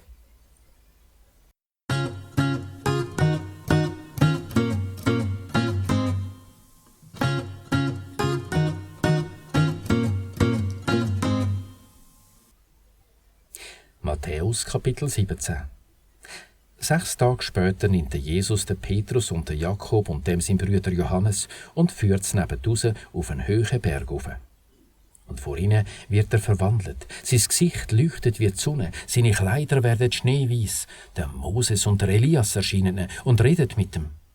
Der Petrus sagt zum Jesus, «Meister, es ist gut, dass wir da sind. Wenn du willst, machen wir da 3 Zelte. Dir eins, Moses eins und Elias eins.» Da wo er redet, wirft der helle Wolke einen Schatten aufs und eine Stimme aus der Wolke sagt, «Das ist mein Sohn, den ich gern habe und wo ich einverstanden bin mit ihm. Hört auf ihn.» Die Jünger hören es, fallen auf die Erde und haben grausam Angst. Und der Jesus kommt zu ihnen, langt sie an und sagt, «Steht auf und habt keine Angst.» Wo sie ihre Augen aufmachen, sehen sie niemand außer dem Jesus. Und wo sie wieder den Berg ablaufen, befiehlt ihnen der Jesus, erzählt niemandem von deren Erscheinung, bis der Menschensohn wieder lebendig ist von den Toten. Und die Jünger fragen ihn, warum sagen die Schriftgelehrten, der Elias müsse zuerst kommen? Er gibt nicht zur Antwort, der Elias soll ja kommen, um alles wieder machen wie vorher. Ich sage euch, dass der Elias schon gekommen ist. Aber sie haben es nicht gemerkt, sondern mit dem gemacht, was sie wollen. So wird auch der Menschensohn nochmal von ihnen gequält. Da merken die Jünger, dass er vom Johannes dem Täufer redet. Und wo sie zu den Leuten zurückkommen, kommt ein Mann auf ihn zu, geht auf die Knie und sagt, «Meister, hab Mitleid mit meinem Sohn. Er ist epileptisch und leidet schwer. Allbot geht er ins Feuer oder ins Wasser. Ich habe ihn auch schon zu deinen Jüngern gebracht, aber sie haben ihm nicht helfen.» Der Jesus gibt ihm zur Antwort, «Ihr Ungläubigen und vertrüllten Leute, wie lang muss ich bei euch bleiben? Wie lang muss ich es noch bei euch aushalten? Bringt mir ihn da an.» Und er schimpft mit dem Dämon und der geht aus ihm raus. Und von dem Augenblick an ist der Bub gesund. Darauf gehen die Jünger allein zum Jesus und sagen, «Warum haben wir ihn nicht austreiben können?» Er sagt ihnen, weil ihr kurzgläubig sind. Glaubt mir, wenn ihr nur für einen Fünfer Vertrauen habt und er sagt zu dem Berg, gang von da, dort über, so geht er. Und nichts ist unmöglich für euch. Diese Art Dämonen treibt man nur durch Reden mit dem Gott aus und mit Fasten. Wo sie zusammen sind in Galiläa, sagte Petrus zu ihnen, der Menschensohn wird bald den Menschen ausgeliefert. Sie töten ihn und nach 3 Tagen wird er wieder lebendig. Das macht's heillos traurig. Wo sie auf Kapharnaum zurückgekommen sind, kommen die Einzüger von der Tempelsteuer zum Petrus und fragen, zahlt euer Meister keine Tempelsteuer? Er sagt, Momol. Und wenn er ins Haus geht, kommt ihm der Jesus mit der Frage zuvor, was meinst Simon, von wem verlangt der König auf der Erde Zoll und Steuern? Von den eigenen Landeskind oder von den Fremden? Da sagt er, von den Fremden. Der Jesus gibt ihm zurück, also müssen die Landeskind nichts zahlen. Dass wir es nicht verrückt machen, gang an den See fischen und nimm den ersten Fisch, der anbeißt. Wenn du das Maul aufmachst, findest du einen Stater drin. Der ist nicht für mich und für dich.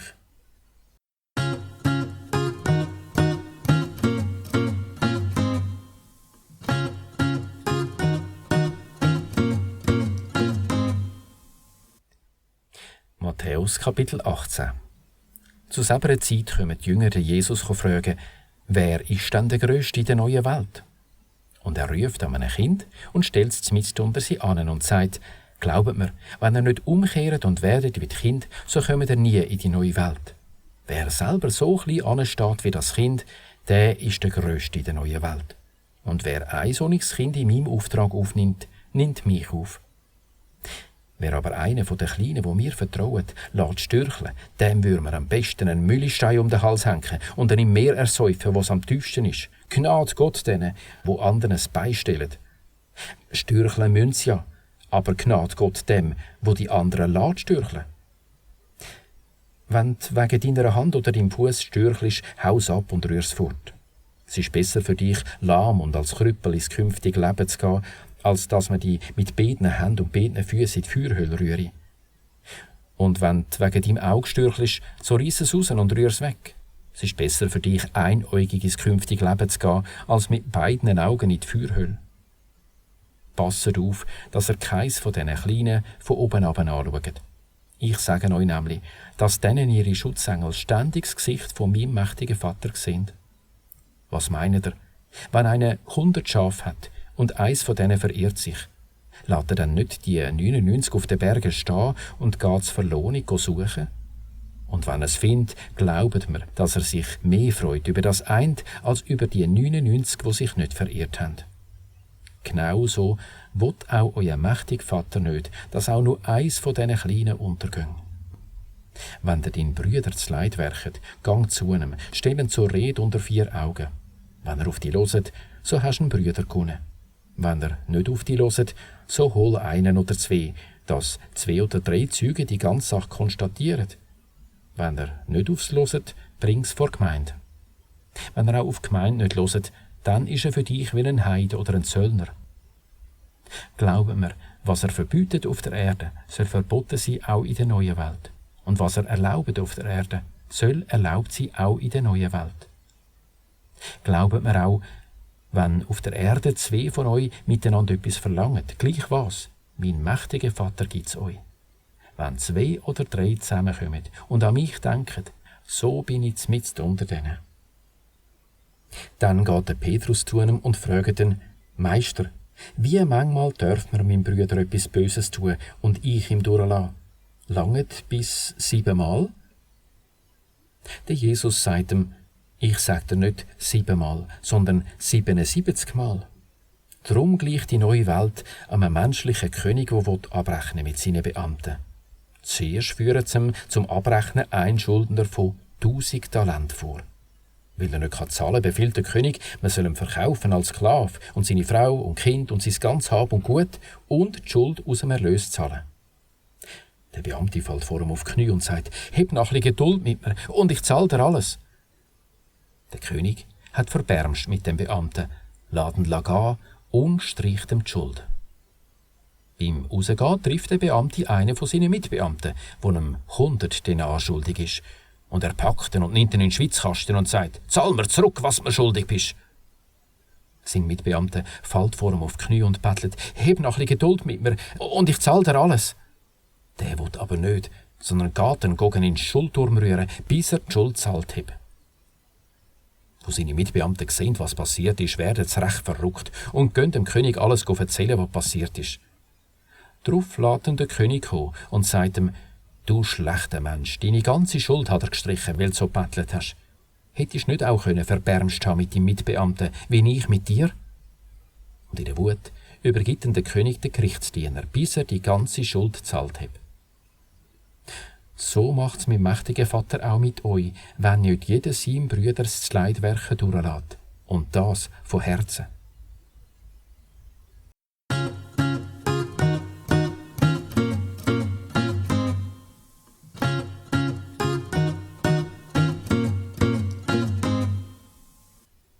Matthäus, Kapitel 19. Und nach diesen Reden geht der Jesus fort von Galiläa ins Gebiet von Judäa an dem Jordan. Und viele Leute begleiten ihn und er macht's gesund dort. Und Pharisäer kommen, um ihn auf die Probe zu stellen und sagen, dürfen ein Mann seine Frau fortschicken aus irgendeinem Grund? Er gibt nicht zur Antwort. Wisst ihr nicht, dass sie den Gott von Anfang an als Mann und als Frau gemacht hat? Und gesagt hat, darum verlässt ein Mann Vater und Mutter, um mit seiner Frau zusammenleben, und die zwei sind ein Körper. Also sind es nie mehr zwei Körper, nur noch einer. Was der Gott zusammengebunden hat, das soll der Mensch nicht trennen. Sie sagen ihm, warum hat denn der Moses befohlen, man soll einen Scheidbrief geben und sie fortschicken? Er sagt ihnen, der Moses hat es wegen eurer harten Herz toleriert, dass er eure Frauen dürfen fortschicken. Aber von Anfang an war es nicht so gewesen. Ich sage euch, wer seine Frau fortschickt, ausser sie gehen mit einem anderen und eine andere heiratet, der bricht die. Seine Jünger sagen ihm, wenn das Rechtsverhältnis zwischen Mann und Frau so ist, dann ist das Heiraten nicht gut. Er sagt ihnen, diesen Ausspruch verstehen nicht alle, nur die, denen es gegeben ist. Es gibt Kastraten, die von Geburt an so sind. Und es gibt Kastraten, die von den Menschen kastriert worden sind. Und es gibt Kastraten, die sich selber kastriert haben, um die neue Welt zu gewinnen. Wer es verstehen, der soll es verstehen. Darauf bringen sie dem Kind, dass er die Hände auflegt und bete für sie. Aber die Jünger schimpfen mit ihnen. Aber der Jesus sagt, «Lönt doch Kind zu mir an und hebt es nicht zurück. Genau für die ist die neue Welt.» Und er legt ihnen die Hände auf und zieht weiter von dort. Und es kommt einer und fragt ihn, «Meister, was Gutes muss ich machen, um das ewige Leben zu bekommen?» Er sagt ihm, «Warum fragst du mich über das Gut? Nur einer ist gut. Wenn du die neue Welt willst, musst du die Vorschriften einhalten.» Er fragt, «Welche?» Der Jesus sagt, «Die. Töt nicht, brich nicht die, still nicht, schwör kein Meineid, achte Vater und Mutter und bist so lieb zu deinem Mitmensch wie zu dir selber.» Der junge Mann sagt ihm, «All das habe ich gemacht. Was fehlt mir da?» Der Jesus sagt ihm, «Wenn du es ganz gut machen willst, gang dein ganz Hab und Gut verkaufen und gib's den Armen. Dann hast du einen Schatz in der neuen Welt. Dann komm mit mir.» Wo der junge Mann das hört, geht er wieder, ganz traurig. Er hat halt viel Hab und Gut. Der Jesus sagt zu seinen Jüngern, «Glaubt mir, ein Reicher hat es schwer, um in die neue Welt hineinzukommen. Ich sag's euch nochmal, ringer schlüpft das Kamel durch ein Nadelöhr, als dass ein Reicher in die neue Welt geht.» Ab dem verschrecken die Jünger grausam und sagen, «Wer kommt denn überhaupt noch in die neue Welt?» Der Jesus schaut es an und sagt, «Bei den Menschen ist das nicht möglich, aber beim Gott ist es möglich.» Darauf gibt ihm der Petrus zurück, «Schau, wir haben alles liegen und sind mit dir gegangen. Was kommen wir über dafür?» Der Jesus sagt ihnen, «Glaubt mir, ihr, wo mit mir gegangen sind, in der Wiedergeburt, wenn der Menschensohn mit seiner Pracht zu Gericht sitzt auf dem prächtigen Thron, dann regieren ihr auf 12 Thronen über die 12 Stämme von Israel. Und jeder, der Häuser oder Brüder oder Schwestern oder Vater oder Mutter oder Kind oder Ächer wegen mir verlassen hat, kommt 100-mal mehr über und erbt das ewige Leben. Viele, die zuvorderst sind dann zuhinterst und die Hintersten zuvorderst.»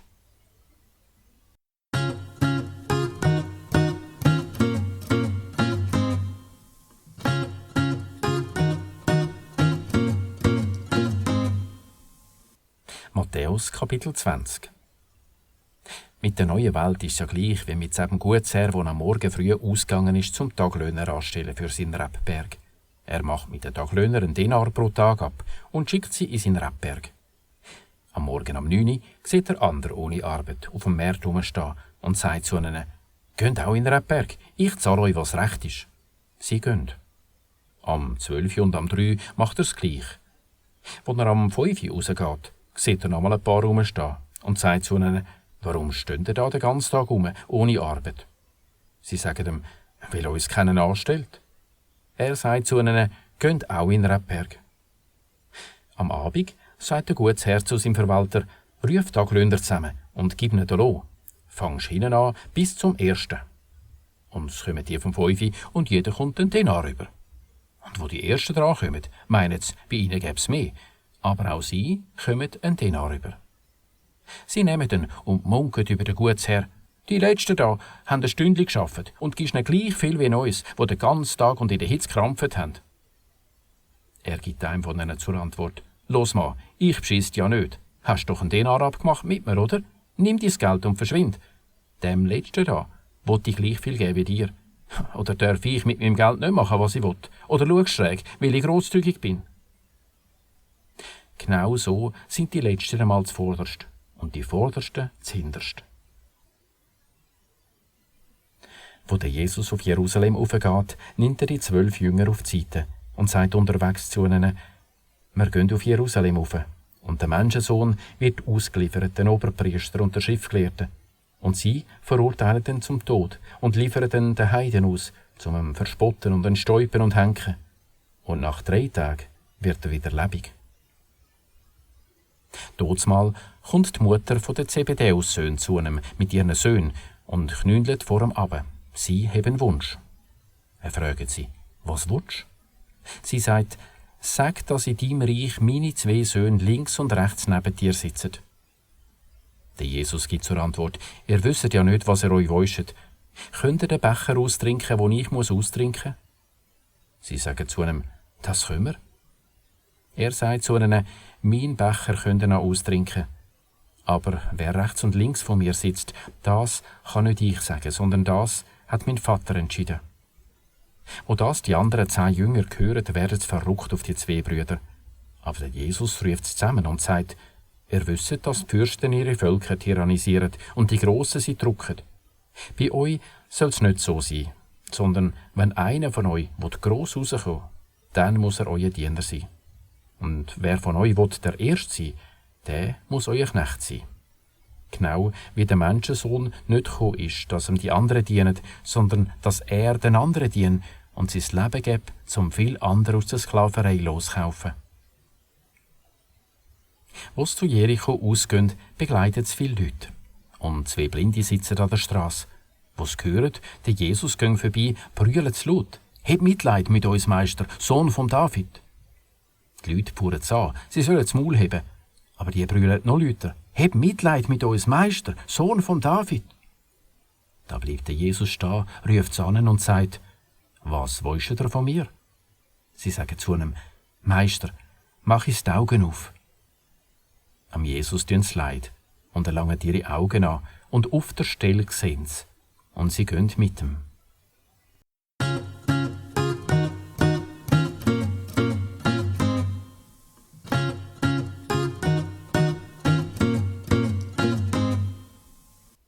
Matthäus Kapitel 21. Wo Jerusalem nähert und sie auf Bethphage kommen an Ölberg, da schickt Jesus 2 Jünger voraus und sagt zu ihnen: «Geht in das Dorf da vorne, und gerade am Anfang findet ihr eine Eselmutter mit ihrem Fülli, beide angebunden. Bindet es los und bringt es mir. Wenn euch jemand fragt, sagt, der Meister braucht es und schickt es gerade wieder zurück.» Das geschieht, dass wahr wird, was der Gott durch den Prophet gesagt hat. Sagt der Tochter Zion: «Schau, dein König kommt zu dir ohne Gewalt, auf einem Esel und auf einem Fülli, einem Jungen vom Lasttier.» Die Jünger gehen und machen, was der Jesus geheissen hat. Bringen die Eselmutter und das Fülli und legen ihre Mäntel aufs, und er steigt auf. Die meisten Leute spreiten ihre Mäntel auf der Straße aus, andere brechen Zweige ab von den Bäumen und streuen sie auf die Straße. Die Leute, die vor ihm und hinter ihm laufen, rufen: Danket dem Sohn vom David. Danket dem, der im Auftrag von Gott kommt. Danket am allmächtigen Gott. Als er auf Jerusalem kommt, gerät die ganze Stadt in Aufregung. Fragen, wer ist das? Die Leute sagen, das ist der Prophet Jesus von Nazareth, von Galiläa. Der Jesus geht in den Tempel und geht alle Händler raus. Und den Tisch der Geldwechsler rührt er um und Stühle der Taubenhändler. Und sagt zu ihnen, im Gesetz steht, mein Haus soll ein Haus sein, wo man mit dem Gott redet. Aber ihr macht eine Räuberhöhle daraus. Und es kommen Blinde und Lahme im Tempel zu ihm. Und er macht es gesund. Wo die Oberpriester und die Schriftgelehrten die Wunder sehen, die er macht, und die Kinder, die im Tempel rufen, danke dem Sohn von David, werden sie verrückt und sagen zu ihm, hörst du, was die da rufen? Aber der Jesus sagt zu ihnen, ja, habt ihr nie gelesen, dir danken sogar Kind und Säugling? Und er lässt stehen und geht zur Stadt aus auf Bethanien und übernachtet dort. Als er am Morgen früh wieder in die Stadt geht, hat er Hunger. Er sieht einen Feigenbaum an der Strasse, geht hin und findet nur Blätter und sagt zu ihm, auf dir soll nie nichts mehr wachsen. Und der Feigenbaum torret grad ab. Als die Jünger sehen, werden sie ganz baff und sagen, warum ist der Feigenbaum grad verdorret? Der Jesus gibt ihnen zur Antwort, glaubt mir, wenn ihr das Vertrauen habt und keinen Zweifel, so macht ihr das nicht nur mit einem Feigenbaum. Ihr könnt auch dem Berg da sagen, flieg auf und geh ins Meer, und es geschieht. Und alles, was ihr wollt beim Reden mit dem Gott, kommt ihr über, wenn ihr das Vertrauen habt. Und wenn er in den Tempel geht und gerade lehrt, kommen die Oberpriester und die Ratsherren zu ihm und fragen, mit was für einer Vollmacht machst du das und wer hat dir die Vollmacht gegeben? Der Jesus gibt ihnen zur Antwort, auch ich stelle euch nur eine Frage. Wenn ihr mir eine Antwort gebt, so sage ich euch, mit welcher Vollmacht ich das mache. Woher hat der Johannes seine Taufvollmacht gehabt? Vom Gott oder von den Menschen? Sie knurzen hin und her untereinander.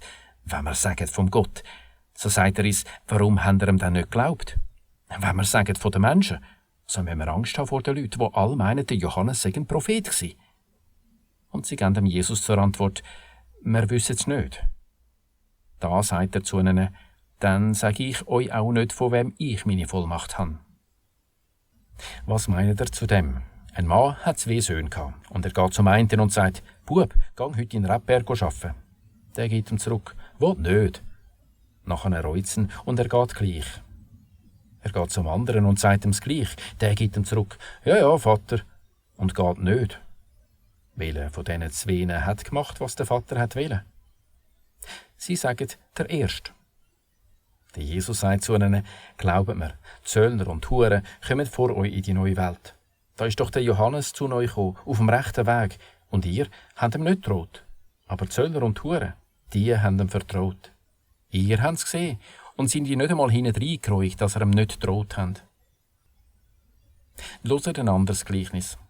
Es war einmal ein Mann, ein Gutsherr, der hat einen Rebberg gepflanzt, einen Haken drumherum machen, einen Trotten graben, ein Rebhäuschen bauen, verpachtet alles an Rebbauern und geht auf Reisen.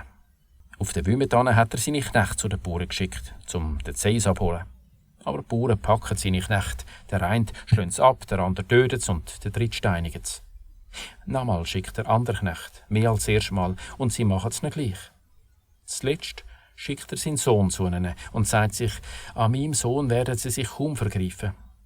Aber die Bauern, kaum sehen sie den Sohn, sagen untereinander, das ist der Erb, der murkset mir doch ab und behaltet sein Erb. Sie packen ihn, gehen ihn zum Rebberg aus und töten ihn.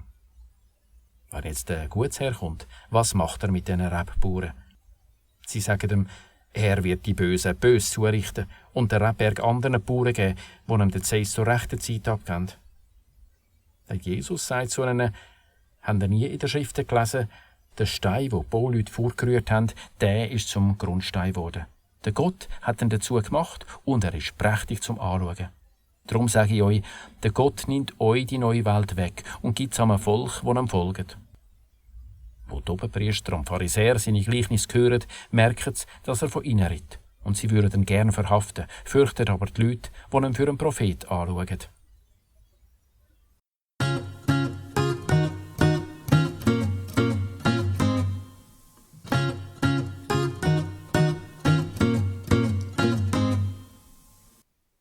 Matthäus Kapitel 22.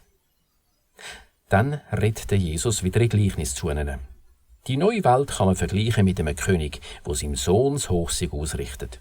Er schickt seine Diener um die Gäste zum Hochsieg einladen, aber sie lehnen ab. Nochmal schickt er andere Diener und sagt, sagt den Gästen, das Festessen habe ich parat gemacht, die Ochsen und das Mastvieh sei geschlachtet und alles sei parat, kommen das Hochsieg essen. Die votieren sich drum und gehen an die Arbeit. Der eine auf der Acher, der andere ins Geschäft. Die anderen packen seine Diener, schlagen es ab und töten es. Der König wird verrückt, schickt sein Heer aus, tötet die Mörder und zündet ihre Stadt an. Dann sagt er zu seinen Dienern, das Hochsieg ist zwar parat, aber die Gäste sind es nicht wert gewesen. Drum, geht an die Strassenecken und ladet als Hochsieg all ein, die neu verkommen. Und die Diener gehen auf die Strasse, bringen all, die verkommen, schlechte und gute, und der Hochsiegsaal wird voller Gäste. Wo der König hineingeht, zum Gäste begrüßen, fällt ihm dort ein Mann ohne Festgewand auf. Und er sagt zu einem, «Los, Freund, wie kommst du so da rein, ohne Festgewand?» Der andere schwiegt. Da sagt der König zu seinen Dienern, «Festelt ihm Hände und Füße und geht dann raus in die Dünkli, dort hin, wo es brüllt und bibert. Eingeladen sind ja viel, mitmachen tun nur wenig.» Dann gehen die Pharisäer raustüfteln, wie sie ihn aufhängen an einem Sätzchen. Und sie schicken ihre Anhänger und die vom Herodes und sagen, «Meister, wir wissen, du bist ehrlich und lehrst den ehrlichen Weg zum Gott und höbelst niemandem und schaust auch nicht aufs Ansehen von einem Menschen. Sag uns jetzt deine Meinung. Darf man dem Kaiser Steuern zahlen oder nicht?» Der Jesus, der ihre böse Absicht merkt, sagt, «Wollt ihr mich auf die Probe stellen, ihr Skiheiligen? Zeigt mir die Münzen, die er als Steuer zahlt.» Sie bringen ihm einen Denar. Und er sagt zu ihnen, «Wem sein Bild, wem seine Aufschrift ist drauf?» Sie sagen ihm, «Die vom Kaiser.» Darauf sagt er, «Also, gebt doch dem Kaiser das, was vom Kaiser ist, und dem Gott das, was vom Gott ist.» Sie werden ganz baff, was das hören, lassen ihn in Ruhe und gehen fort. An diesem Tag kommen die Sadduzäer zu ihm, die nicht an die Auferstehung glauben, und fragen ihn, «Meister, der Moses sagt, wenn einer sterbe ohne Kind, so soll sein Brüder die Witfrau heiraten und das Geschlecht von seinem Brüder weiterführen.» Bei uns sind 7 Brüder gsi. Der erste geheiratet, ist gestorben und hat, weil er kein Kind hatte, seine Frau einen Brüder hinterlassen. Gleich ist es gegangen mit dem zweiten und beim dritten bis zum 7. Zuletzt ist auch die Frau gestorben. Jetzt, bei der Auferstehung, welchem seine Frau ist sie denn von diesen 7? Geheiratet ist sie ja mit allen gsi. Der Jesus gibt ihnen zurück. Ihr seid auf dem Holzweg, ihr kennt das Gesetz nicht und auch nicht um Gott seine Macht, weil nämlich in der Auferstehung nicht mehr geheiratet wird, sondern sie sind wie Engel im Himmel. Habt ihr über die Auferstehung von den Toten nicht gelesen, was euch der Gott gesagt hat? Ich bin der Gott vom Abraham, der Gott vom Isaac und der Gott vom Jakob. Er ist nicht der Gott von Toten, sondern von Lebendigen. Und die Leute, die seine Lehre hören, trauen ihren Ohren nicht. Als die Pharisäer hören, dass er den Sadduzäer das Maul zugetan hat, kommen sie am gleichen Ort zusammen und einer von ihnen fragt, um ihn auf die Probe zu stellen, «Meister, welches ist die wichtigste Vorschrift im Gesetz?» Er sagt zu ihm, «Du musst den Herrn, den Gott, gern haben, mit deinem ganzen Herz und mit deiner ganzen Seele und mit deinem ganzen Denken. Das ist die wichtigste und erste Vorschrift. Die zweite ist etwa gleich wichtig. Du musst deinen Mitmensch so gern haben wie dich selber. An diesen beiden Vorschriften hängen das ganze Gesetz und Propheten.» Weil ein Pharisäer gerade beieinander hat, fragt Jesus, «Was ist eure Meinung über den künftigen König? Wem sein Sohn ist er?» Sie sagen zu ihm, «David seine.» Er sagt zu ihnen, «Wieso sagt ihm dann der David, inspiriert vom Geist, Herr, im Vers, der Herr hat zu meinem Herr gesagt, sitz rechts von mir an, bis ich deine Finde unter deine Füße lege.» Wenn ihm jetzt der David Herr sagt, wie kann er sein Sohn sein? Und keiner kann ihm's erklären. Und ab diesem Tag traut ihn keiner nichts mehr zu fragen.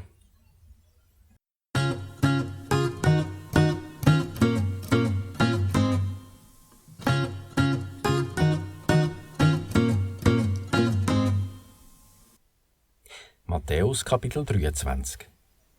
Dann redet Jesus zu den Leuten und seinen Jüngern. Auf dem Moses, sein Lehrstuhl, sitzen jetzt die Schriftgelehrten und Pharisäer. Alles, was sie euch sagen, das macht und lebt danach. Aber nach ihren Taten müsst ihr euch nicht richten. Sie reden bloß und machen selber nichts. Sie binden schwere Lasten zusammen und legen es den Menschen auf die Achseln, aber selber lupfen sie keinen Finger zum selber tragen. Alles, was sie machen sie nur, dass es die Leute sehen. Extra breit ihre Gebetsriemen und ellenlang ihre Zöttel. Sie spanifeln auf die Ehrenplätze bei den Festfräs und auf die Ehrensitz in der Synagoge, dass man den Hut lupft auf dem Meerplatz und sie mit Rabbi tituliert. Aber ihr lasst euch nicht Rabbi titulieren. Nur einer ist euer Meister. Ihr sollt Brüder sein. Auch Vater tituliert niemand von euch auf der Erde. Nur einer ist euer Vater, der im Himmel.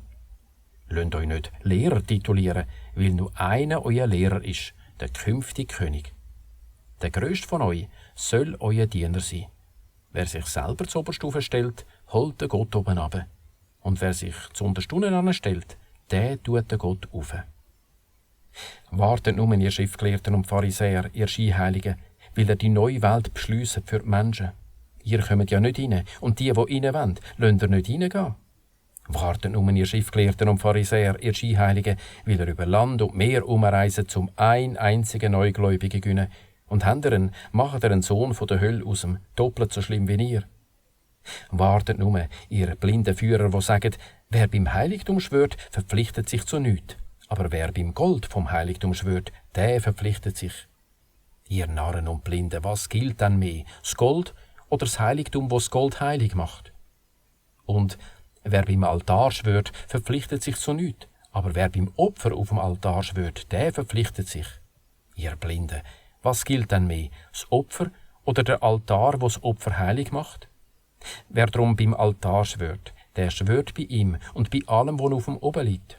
Und wer beim Heiligtum schwört, der schwört bei ihm und bei dem, wo drinnen wohnt. Und wer beim Himmel schwört, der schwört beim Thron von Gott und bei dem, wo drauf oben sitzt. Wartet nur, ihr Schriftgelehrten und Pharisäer, ihr Scheinheiligen, ihr gebt den Zehnten von der Pfeffermünze, vom Dill, vom Kümi. Aber das Wichtigste vom Gesetz lasst ihr aus. Gerechtigkeit und das Mitleid und das Vertrauen. Auf das hättet ihr zu schauen und das andere nicht zu vergessen.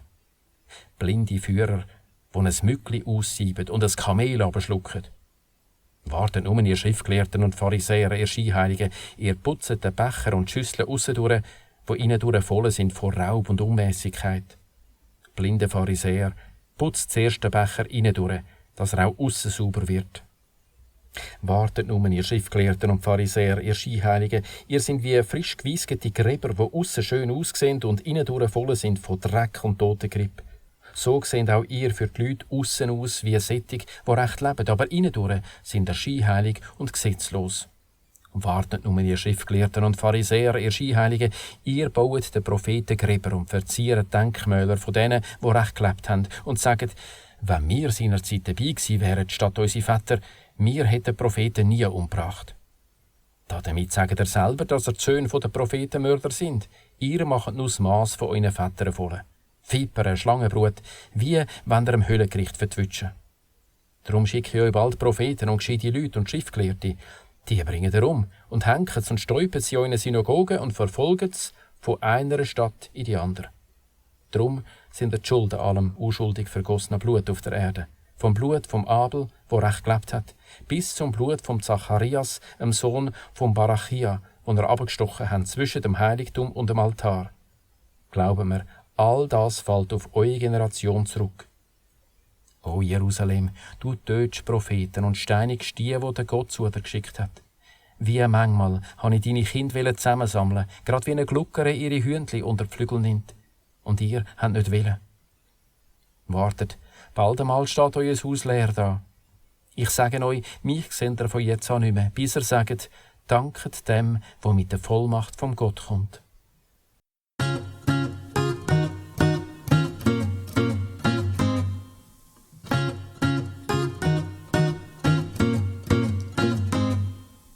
Matthäus Kapitel 24. Der Jesus geht zum Tempel los und macht sich auf den Weg. Und die Jünger kommen zu ihm und zeigen auf Tempelgebäude. Aber er sagt zu ihnen, schaut's nur an, glaubt mir, da bleibt kein Stein auf dem anderen, alles wird abgebrochen. Als er am Ölberg absitzt, kommen die Jünger zu ihm, allein, und sagen, Sag uns, wann passiert das und an was merkt man, dass du kommst und dass die Welt zu Ende geht? Der Jesus gibt ihnen zur Antwort: Passet auf, dass ihr euch nicht liegen lasst, weil viele kommen, behaupten mit meiner Vollmacht und sagen, ich bin der künftige König, und viel reinlegen. Ihr hört auch von Krieg und Kriegsgerüchten, aber lasst dich nicht verschrecken, das muss so passieren.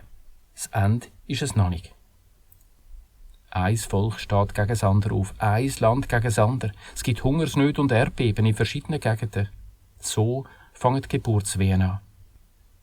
Dann foltert und tötet sie euch, und die Heiden hassen euch wegen mir. Viel stürcheln dann und verraten sich gegenseitig und hassen einander. Viele falsche Propheten tauchen auf und legen viel inne, und weil das Gesetz nicht mehr gilt, verlischt die Liebe in vielen. Aber wer durchhebt bis ans Ende, der wird gerettet. Und der gute Bericht von der neuen Welt wird in der ganzen Welt verkündet, zum alle Heiden überzeugen. Und dann kommt das Ende. Wenn ihr dann das grässliche Götzenbild seht, im heiligen Ort stehen, wie es der Prophet Daniel gesagt hat, wer es liest, begreift's, dann sollen die zu Judäa ab in die Berge. Wer auf dem Dach ist, steigt nicht runter, um noch etwas aus dem Haus zu holen. Und wer auf dem Feld ist, geht nicht noch zurück, den Mantel holen. Besonders schlimm sind in 7 Tagen die Schwangeren dran und die stillen. Redet mit dem Gott, dass er nicht im Winter fliehen oder am Sabbat. Weil dann ein riesen Elend aufkommt, wie noch nie seit dem Anfang der Welt bis jetzt und auch nie mehr kommt. Und wenn der Gott die Zeit nicht verkürzen würde, so käme kein Mensch davon. Aber denen zu lieb, wo er ausgewählt hat, kürzt er die Zeit ab. Wenn euch dann einer sagt, schau, da ist der künftige König, oder dort ist er, traut ihm nicht. Es tauchen nämlich falsche künftige Könige und falsche Propheten auf und vollbringen grosse Zeichen und Wunder, zum womöglich sogar die täuschen, die der Gott ausgewählt hat. Denkt dran, ich habe es euch vorausgesagt. Wenn sie euch dann sagen, schau, in der Wüste ist er, geht nicht hin. Schau, da ist er versteckt, traut ihm nicht.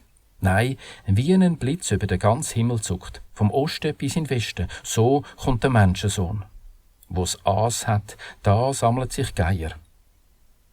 Aber gerade nach dem Elend von selber Zeit wird die Sonne dunkel, der Mond verliert seinen Schein und die Sterne fallen vom Himmel und die Himmelsohne gewackelt. Dann erscheint das Zeichen vom Menschensohn am Himmel. Dann webern alle Völker von der Erde und sehen den Menschensohn kommen auf den Wolken am Himmel, mit aller Macht und Pracht. Er schickt seine Boten aus, mit lauten Posaunen, und sie sammeln die er ausgewählt hat, aus allen 4 Himmelsrichtungen und von einem Ende der Erde zum anderen. Wie ist es beim Feigenbaum?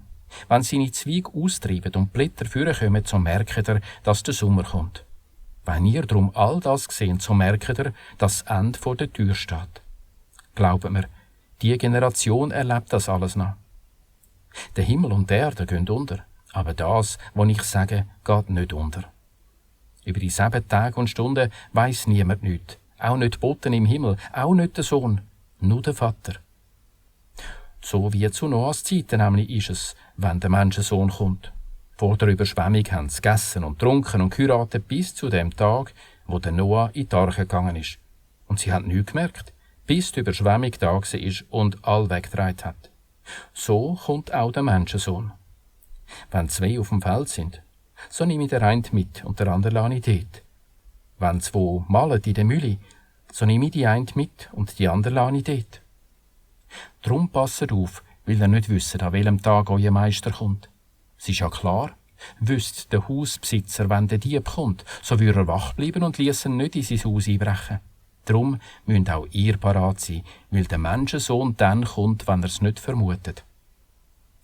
Wer also ist der zuverlässig und überlegt Verwalter, wo der König über seine Leute gesetzt hat, um ihnen zur rechten Zeit zu essen zu geben? Der Verwalter kann sich freuen, wenn ihn sein König beim Zurückkommen am Schaffen antrifft. Glauben mir, er setzt ihn über seinen ganzen Besitz. Wenn aber ein schlechter Verwalter zu sich sagt, der König kommt noch lang nicht, und anfängt die anderen schlagen, mit dem besoffenen Fressen und Saufen, kommt dem Verwalter sein König an einem Tag zurück, wo er nicht erwartet, und zu einer Stunde, wo er nicht denkt. So lässt er ihn vierteilen und ihm sein Lob in der Skiheilige geben, dort, wo es brüllt und bibbert.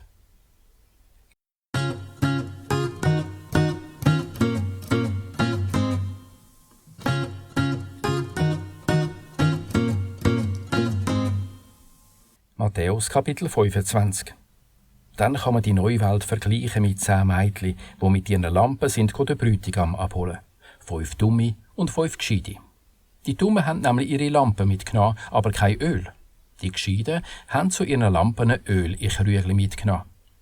Als aber der Bräutigam lang nicht gekommen ist, sind sie müde geworden und verpfuset. Mitten in der Nacht ruft es: «Kommt, der Bräutigam, geht ihn abholen!» Da sind alle Mädchen aufgestanden und haben ihre Lampen in die Ordnung gebracht. Die dummen Mädchen haben zu den Gescheiten gesagt: «Gebt uns von eurem Öl, unsere Lampen sind am Ausgehen.» Aber die Gescheiten haben ihnen zurückgegeben: «Nein, es langt nicht für uns und euch. Geht lieber in den Laden und postet selber.» Wo sie aber sind posten, da ist der Bräutigam gekommen. Und die parat waren, sind mit ihm gegangen als Hochzig und haben die Tür geschlossen. Später sind auch die anderen Mädchen gekommen und haben gerufen: «Meister, Meister, mach uns auf!» Aber der hat gesagt: «Glaubt mir, euch kenne ich nicht.» Drum bleibt wach, weil ihr den Tag und Stunde nicht kennt. Die neue Welt kann man vergleichen mit dem Mann, der, vor er verreist, seine Diener zusammenruft und sein Vermögen übergibt. Am einen gibt er 5 Talente, am anderen 2, am dritten 1, jedem nach seinen Fähigkeiten, und reist ab. Sofort geht der mit den 5 Talenten handeln und gönnt 5 dazu. Gleich gönnt der mit den 2 andere dazu. Der mit dem einen geht ein Loch graben und versteckt drin das Geld von seinem Meister. Nach längerer Zeit kommt der Meister zurück und rechnet mit den Dienern ab. Und der mit den 5 Talenten kommt und bringt ihm noch 5 Talente. «Meister, 5 Talente hast du mir gegeben. Schau, nochmal 5 Talente habe ich gewonnen.» Da sagt ihm sein Meister: «Gut, du bist ein rechter und ein zuverlässiger Diener. Über wenig bist du zuverlässig gewesen, über viel setzt dich drum. Gang rein an mein Festessen.» Der mit den 2 Talenten kommt auch und sagt: «Meister, 2 Talente hast du mir gegeben. Schau, nochmal 2 Talente habe ich gewonnen.» Da sagt ihm sein Meister: «Gut, du bist ein rechter und ein zuverlässiger Diener. Über wenig bist du zuverlässig gewesen, über viel setzt dich drum. Gang rein an mein Festessen.» Der mit dem einen Talent kommt auch und sagt: «Meister, ich kenne dich als ein harter Mensch. Du erntest, wo du nicht gesehen hast, und sammelst zusammen, wo du nichts ausgeteilt hast. Aus Angst bin ich gegangen und habe dein Talent in der Erde vergraben. Schau, da hast du es wieder.» Sein Meister antwortet ihm: «Du Floner und Nichtnutz, du hast gewusst, dass ich ernte, wo ich nicht gesät habe, und zusammensammle, wo ich nichts ausgeteilt habe. Dann hättest du doch mein Geld der Bank geben, dann hätte ich es jetzt mit Seisen zurückbekommen. Nehmt dem das Talent weg und gebt es dem, der die 10 Talente hat. Wer nämlich viel hat, der kommt noch über genug dazu über. Wer nichts hat, dem nimmt man auch noch das bisschen. Und der Nichtnutz von Diener rühren die Dünkel raus, dort hin, wo es brüllt und bibert. Wenn der Menschensohn kommt mit seiner Pracht und all Boten mit ihm, dann sitzt er auf seinem prächtigen Thron, und all Heiden führt man vor ihn an, und er erlisst, wie ein Hirt am Abend die Schafe und die Geissen voneinander trennt, und die Schafe rechts von sich anstellt und die Geissen links. Dann sagt der König zu denen auf der rechten Seite: «Kommt, euch hat mein Vater ausgewählt. Nehmt euch die neue Welt, die vorgesehen ist für euch, seit es die Welt gibt. Weil, wo ich Hunger hatte, haben ihr mir zu essen gegeben. Wo ich Durst hatte, haben ihr mir zu trinken gegeben. Wo ich als ein Fremder gekommen bin, haben ihr mich aufgenommen. Wo ich Blut war, haben ihr mir Kleider gegeben. Wo ich krank war, haben ihr mir geschaut. Wo ich im Gefängnis war, haben ihr mich besucht.» Dann antworteten die recht gelebt haben: «Meister, wann haben wir die gesehen Hunger haben und haben dir zu essen gegeben? Oder haben die gesehen Durst haben und haben dir zu trinken gegeben? Wann haben wir die gesehen als ein Fremden und haben die aufgenommen? Oder ich Blut gesehen und haben dir Kleider gegeben?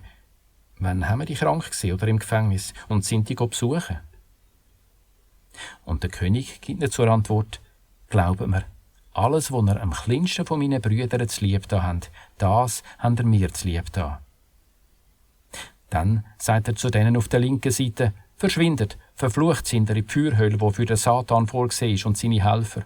Hunger hatte ich und er hat mir nicht zu essen gegeben. Durst hatte ich und er hat mir nicht zu trinken gegeben. Ein Fremder bin ich und er hat mich nicht aufgenommen. Blut bin ich und er hat mir keine Kleider gegeben. Krank bin ich und im Gefängnis und er hat mich nie besucht.» Dann gehen die zurück: «Meister, wann haben wir die gesehen Hunger haben oder Durst oder als Fremden oder Blut oder krank oder im Gefängnis und haben nicht geschaut? Dann sagt er zu denen, glaubt mir, alles, was ihr einem von diesen Kleinsten nicht zu lieb da habt, das habt ihr mir nicht zu lieb da. Und die gehen fort in die ewige Strafe, aber die recht gelebt haben, ins ewige Leben.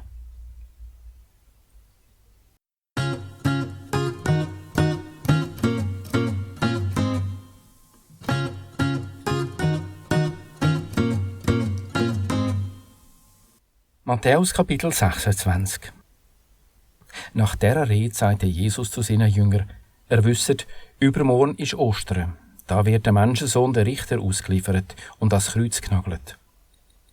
Zur gleichen Zeit kommen die Oberpriester und Ratsherren im Palast vom Oberpriester Kaiaphas zusammen und haben Rat, wie es den Jesus könnte mit einer List verhaften und töten. Sie sagen, ja, nicht am Osterfest, sonst gibt es einen Aufruhr im Volk. Wo der Jesus zu Bethanien im Haus vom Simon am Aussätzigen ist und beim Essen sitzt, kommt eine Frau zu ihm mit einem Alabasterkrügli voller teurem Salböl und leert es über den Kopf ab. Die Jünger, die es sehen, regen sich auf und sagen, muss so gehütet sein, man hätte es ja teuer verkaufen und den Armen geben. Der Jesus merkt es und sagt zu ihnen, was flickt ihr dieser Frau am Zeug um? Sie hat ein gutes Werk da an mir. Die Armen haben ihr ja ständig um euch herum, mich nicht. Sie hat doch das Salböl über mich gelehrt, um mich für meine Beerdigung vorzubereiten. Glaubt mir, auf der ganzen Welt, wo man den guten Bericht verkündet, redet man auch über das, was sie gemacht hat und denkt an sie. Dann geht einer von den 12, nämlich der Judas Iskariot, zu den Oberpriestern und sagt, was wollt ihr mir geben, wenn er euch verrät? Sie versprechen ihm 30 Silberstück. Und von da an sucht er eine gute Gelegenheit, um ihn zu verraten. Am ersten Tag vom Osterfest kommen die Jünger den Jesus fragen, wo sollen wir das Osteressen parat machen? Er sagt, geht in die Stadt zum Erstbesten und sagt ihm, der Meister lässt sagen, die Entscheidungsstunde ist da. Bei dir mache ich das Osteressen mit meinen Jüngern. Und die Jünger machen, wie es nicht Jesus aufgetragen hat, und machen das Osteressen parat.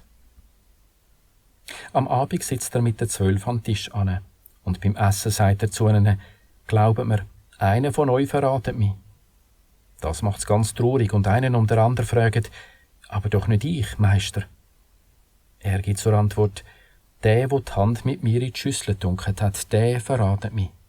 Der Menschensohn muss ja gehen, das steht in den Schriften. Aber gnade Gott dem Mensch, der mich verratet. Für den wär's besser, er wär nie auf die Welt gekommen. Der Judas aber, der ihn verraten will, sagt zu einem, aber doch nicht ich, Rabbi. Er sagt zu einem, Moll, du. Beim Essen nimmt Jesus Brot, sagt der Segen, bricht's, gibt's den Jünger und sagt, nehmet und esset, das ist mein Körper. Und dann in den Becher, sagt der Segen, gibt ihn und sagt, trinket all daraus, weil das mein Blut für den neuen Vertrag mit dem Gott ist. Das Blut, das wegen vielen Flüssen zum Verfehlungen ablösen. Ich sage euch, ich trinke erst wieder Wein, wenn ich mit euch trinke in meinem Vater seiner neuen Welt. Nach dem Danklied gehen sie raus auf den Ölberg. Dann sagte Jesus zu ihnen, ihr all stürchlet heute Nacht an mir. Es steht ja in den Schriften, der Hirt schlage ich ab und die Schafe laufen sich. Wenn ich aber wieder lebendig bin, dann gehe ich euch voraus auf Galiläa. Da gibt ihm der Petrus zurück, wenn all an der stürchlet, ich stürchle nie. Der Jesus sagt zu ihm, glaub mir, heute Nacht, bevor der Gückel kräht hat, sagst 3-mal, du kennst mich nicht. Der Petrus sagt zu ihm, auch wenn ich mit dir sterben muss, ich würde nie sagen, ich kenne dich nicht. Und das Gleiche sagen auch alle anderen Jünger. Dann kommt der Jesus mit ihnen auf ein Grundstück, wo Gethsemane heisst, und sagt zu den Jüngern, sitzt da ab und wartet. Ich gang dort über, mit dem Gott reden.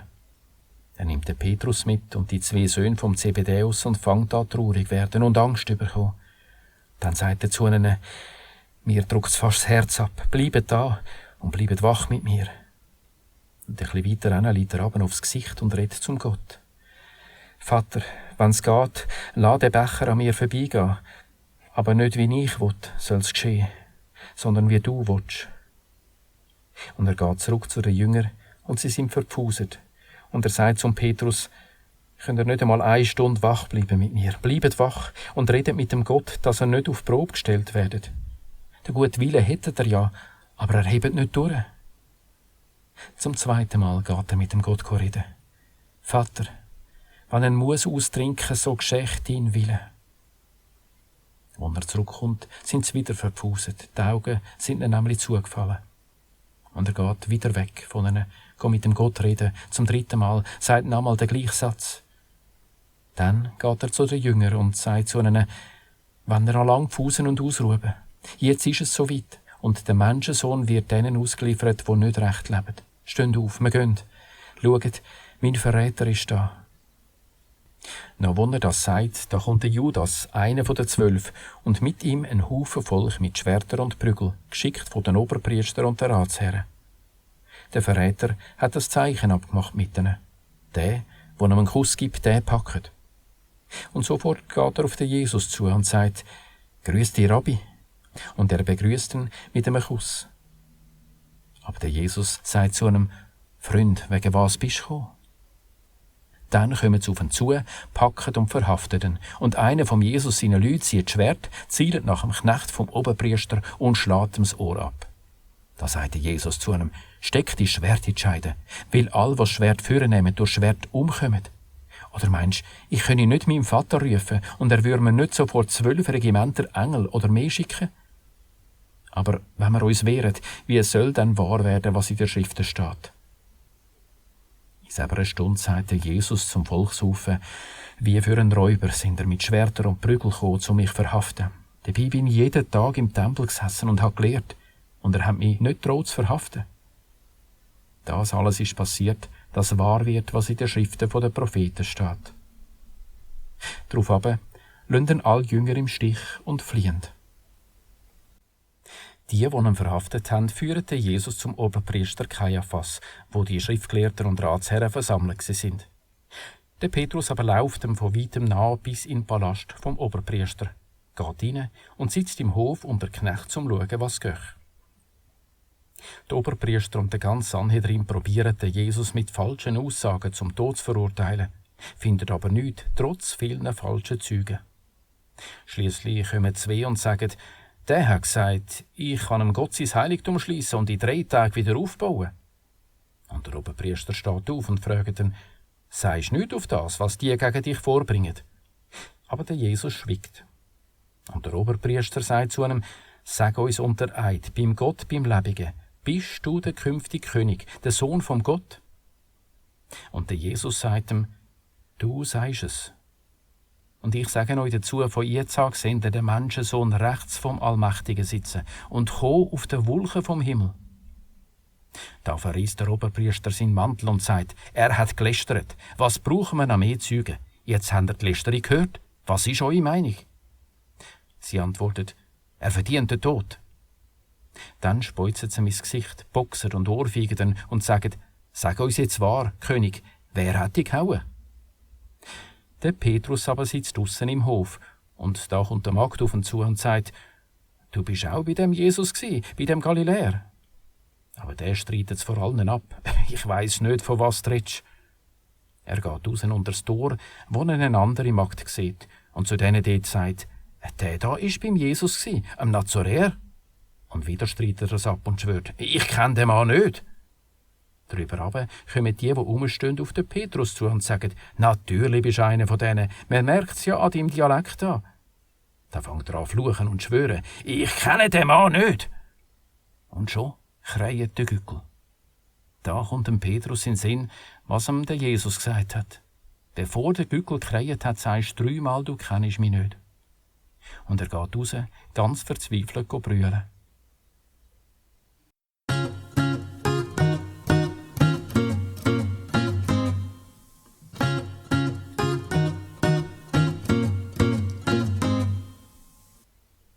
Matthäus Kapitel 27.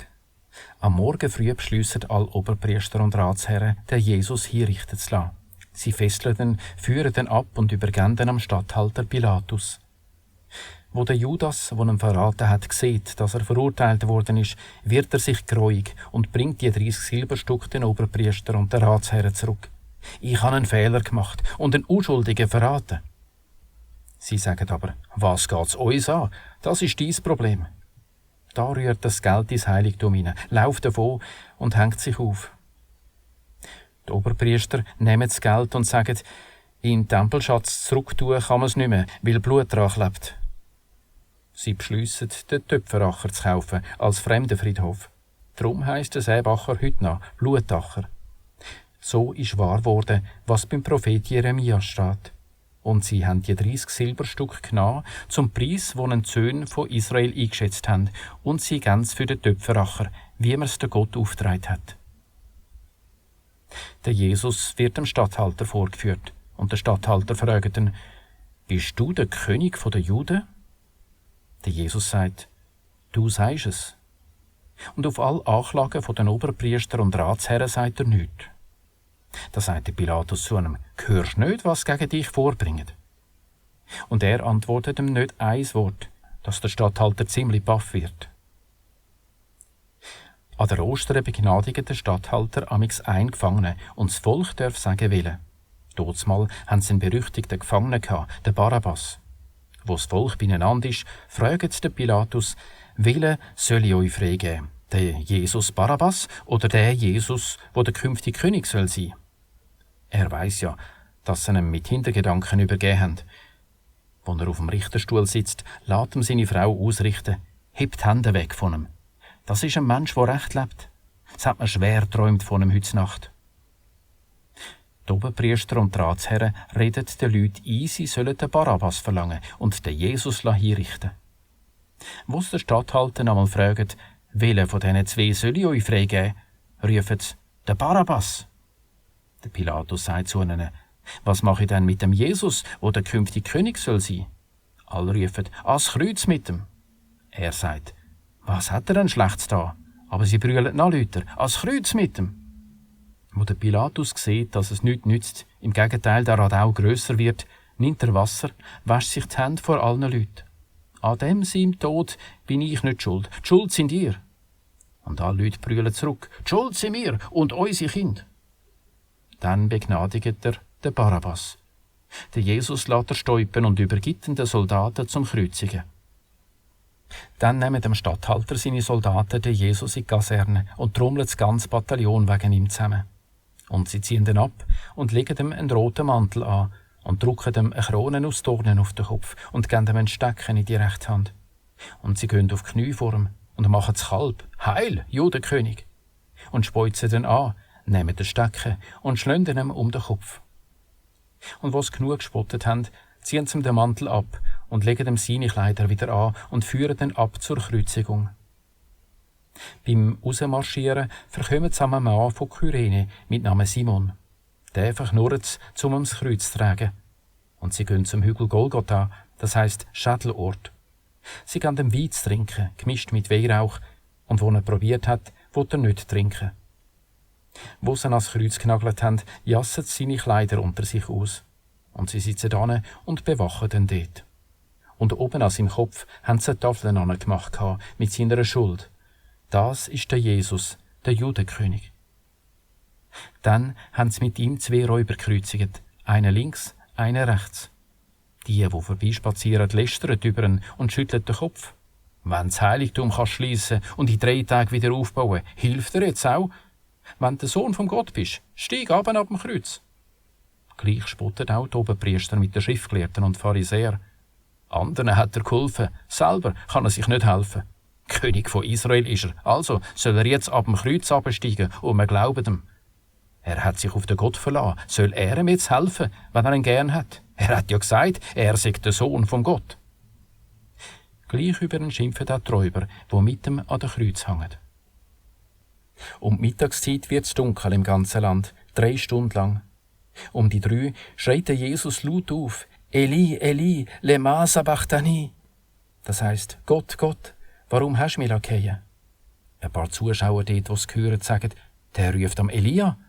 Und einer von ihnen rennt sofort einen Schwamm holen, netzt ihn mit Essig und streckt ihn ihm auf einem Stecken an. Die anderen sagen, mach's nicht, wir wollen schauen, ob ihm der Elia helfen kann. Aber der Jesus schreit nochmal laut auf und stirbt.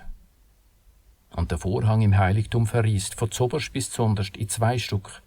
Und das Erd ebnet, und Felsen spalten sich, und Grabmäler gehen auf, und viele Tote werden wieder lebendig und kommen aus den Grabmälern raus und gehen nach seiner Auferstehung in die heilige Stadt und erscheinen vielen.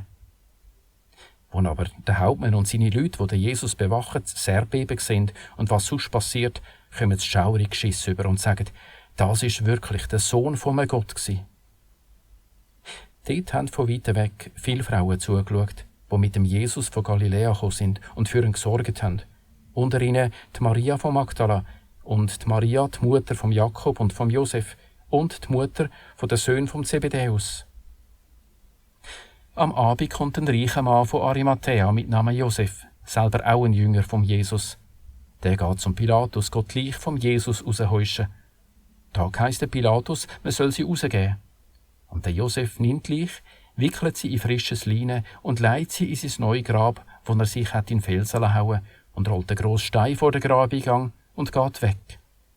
Dort sitzen Maria von Magdala und die andere Maria vis-à-vis vom Grab. Am anderen Morgen, also am Tag nach dem Rüsttag, kommen die Oberpriester und die Schriftgelehrten beim Pilatus zusammen. Los, es ist in seinen Sinn gekommen, der Schwindler hat doch gesagt, wo er noch gelebt hat, nach 3 Tagen wäre er wieder lebendig. Befehl darum, dass man das Grab 3 Tage lang bewacht. Nicht, dass seine Jünger kommen und ihn stellen und den Leuten sagen, er ist wieder lebendig geworden von den Toten und der letzte Schwindel noch schlimmer wird als der erste. Der Pilatus sagt zu ihnen, ihr sollt die Wache haben, geht das Grab bewachen, so gut ihr könnt. Sie gehen raus, versiegeln den Stein und bewachen das Grab mit der Wachmannschaft.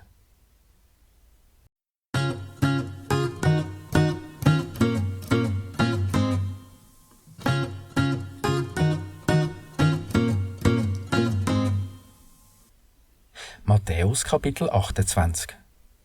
Nach dem Sabbat, wo es taget am Sonntag, kommen Maria von Magdala und die andere Maria ans Grab schauen. Und es gibt ein grosses Erdbeben. Ein Gottesboot nämlich kommt vom Himmel oben runter, geht den Stein wegrollen und sitzt drauf auf. Er leuchtet wie ein Blitz und sein Gewand ist weiss wie Schnee. Die Wachmannschaft schlottert vor Angst und wird wie tot. Der Boot sagt zu den Frauen, hebt keine Angst. Ich weiss ja, dass ihr den gekreuzigten Jesus sucht. Da ist er nicht. Er ist wieder lebendig, wie er gesagt hat. Kommt, schaut die Stelle an, wo er gelegen ist. Und geht schnell seinen Jüngern sagen, dass er wieder lebendig sei von den Toten und er euch vorausgeht auf Galiläa. Dort seht ihr ihn wieder. Das habe ich euch auszurichten. Und sie rennen schnell weg vom Grab, voller Angst und voller Freude, um seinen Jüngern zu erzählen. Und plötzlich kommt ihnen der Jesus entgegen. Grüß euch. Sie gehen zu einem Mann, knündeln runter und langen seine Füße an. Da sagte Jesus zu ihnen, hebt keine Angst. Geht meinen Brüdern sagen, sie sollen auf Galiläa. Dort sehen sie mich wieder. Wo sie noch unterwegs sind, gehen ein paar von der Wache in die Stadt, den Oberpriester alles erzählen, was passiert ist. Die treffen sich mit den Ratsherren und werden rötig, dass den Soldaten genug Geld geben. Sagen seine Jünger, sagen ins Nachstellen, wo er Fuset hebt. Und wenn der Statthalter etwas spannen sollte, bringt mir es schon bei, macht euch keine Sorgen. Sie nehmen das Geld und machen, wie sie es angewiesen haben. Und so erzählen die Juden die Geschichte bis auf den heutigen Tag. Die 11 Jünger reisen auf Galiläa auf den Berg, wo ihnen der Jesus gesagt hat. Und wo sie ihn sehen, knündeln sie runter, aber ein paar zweifeln. Und der Jesus geht zu ihnen an und sagt, der Gott hat mir jede Vollmacht gegeben, im Himmel und auf der Erde. Drum geht und machet all Heiden zu Jünger.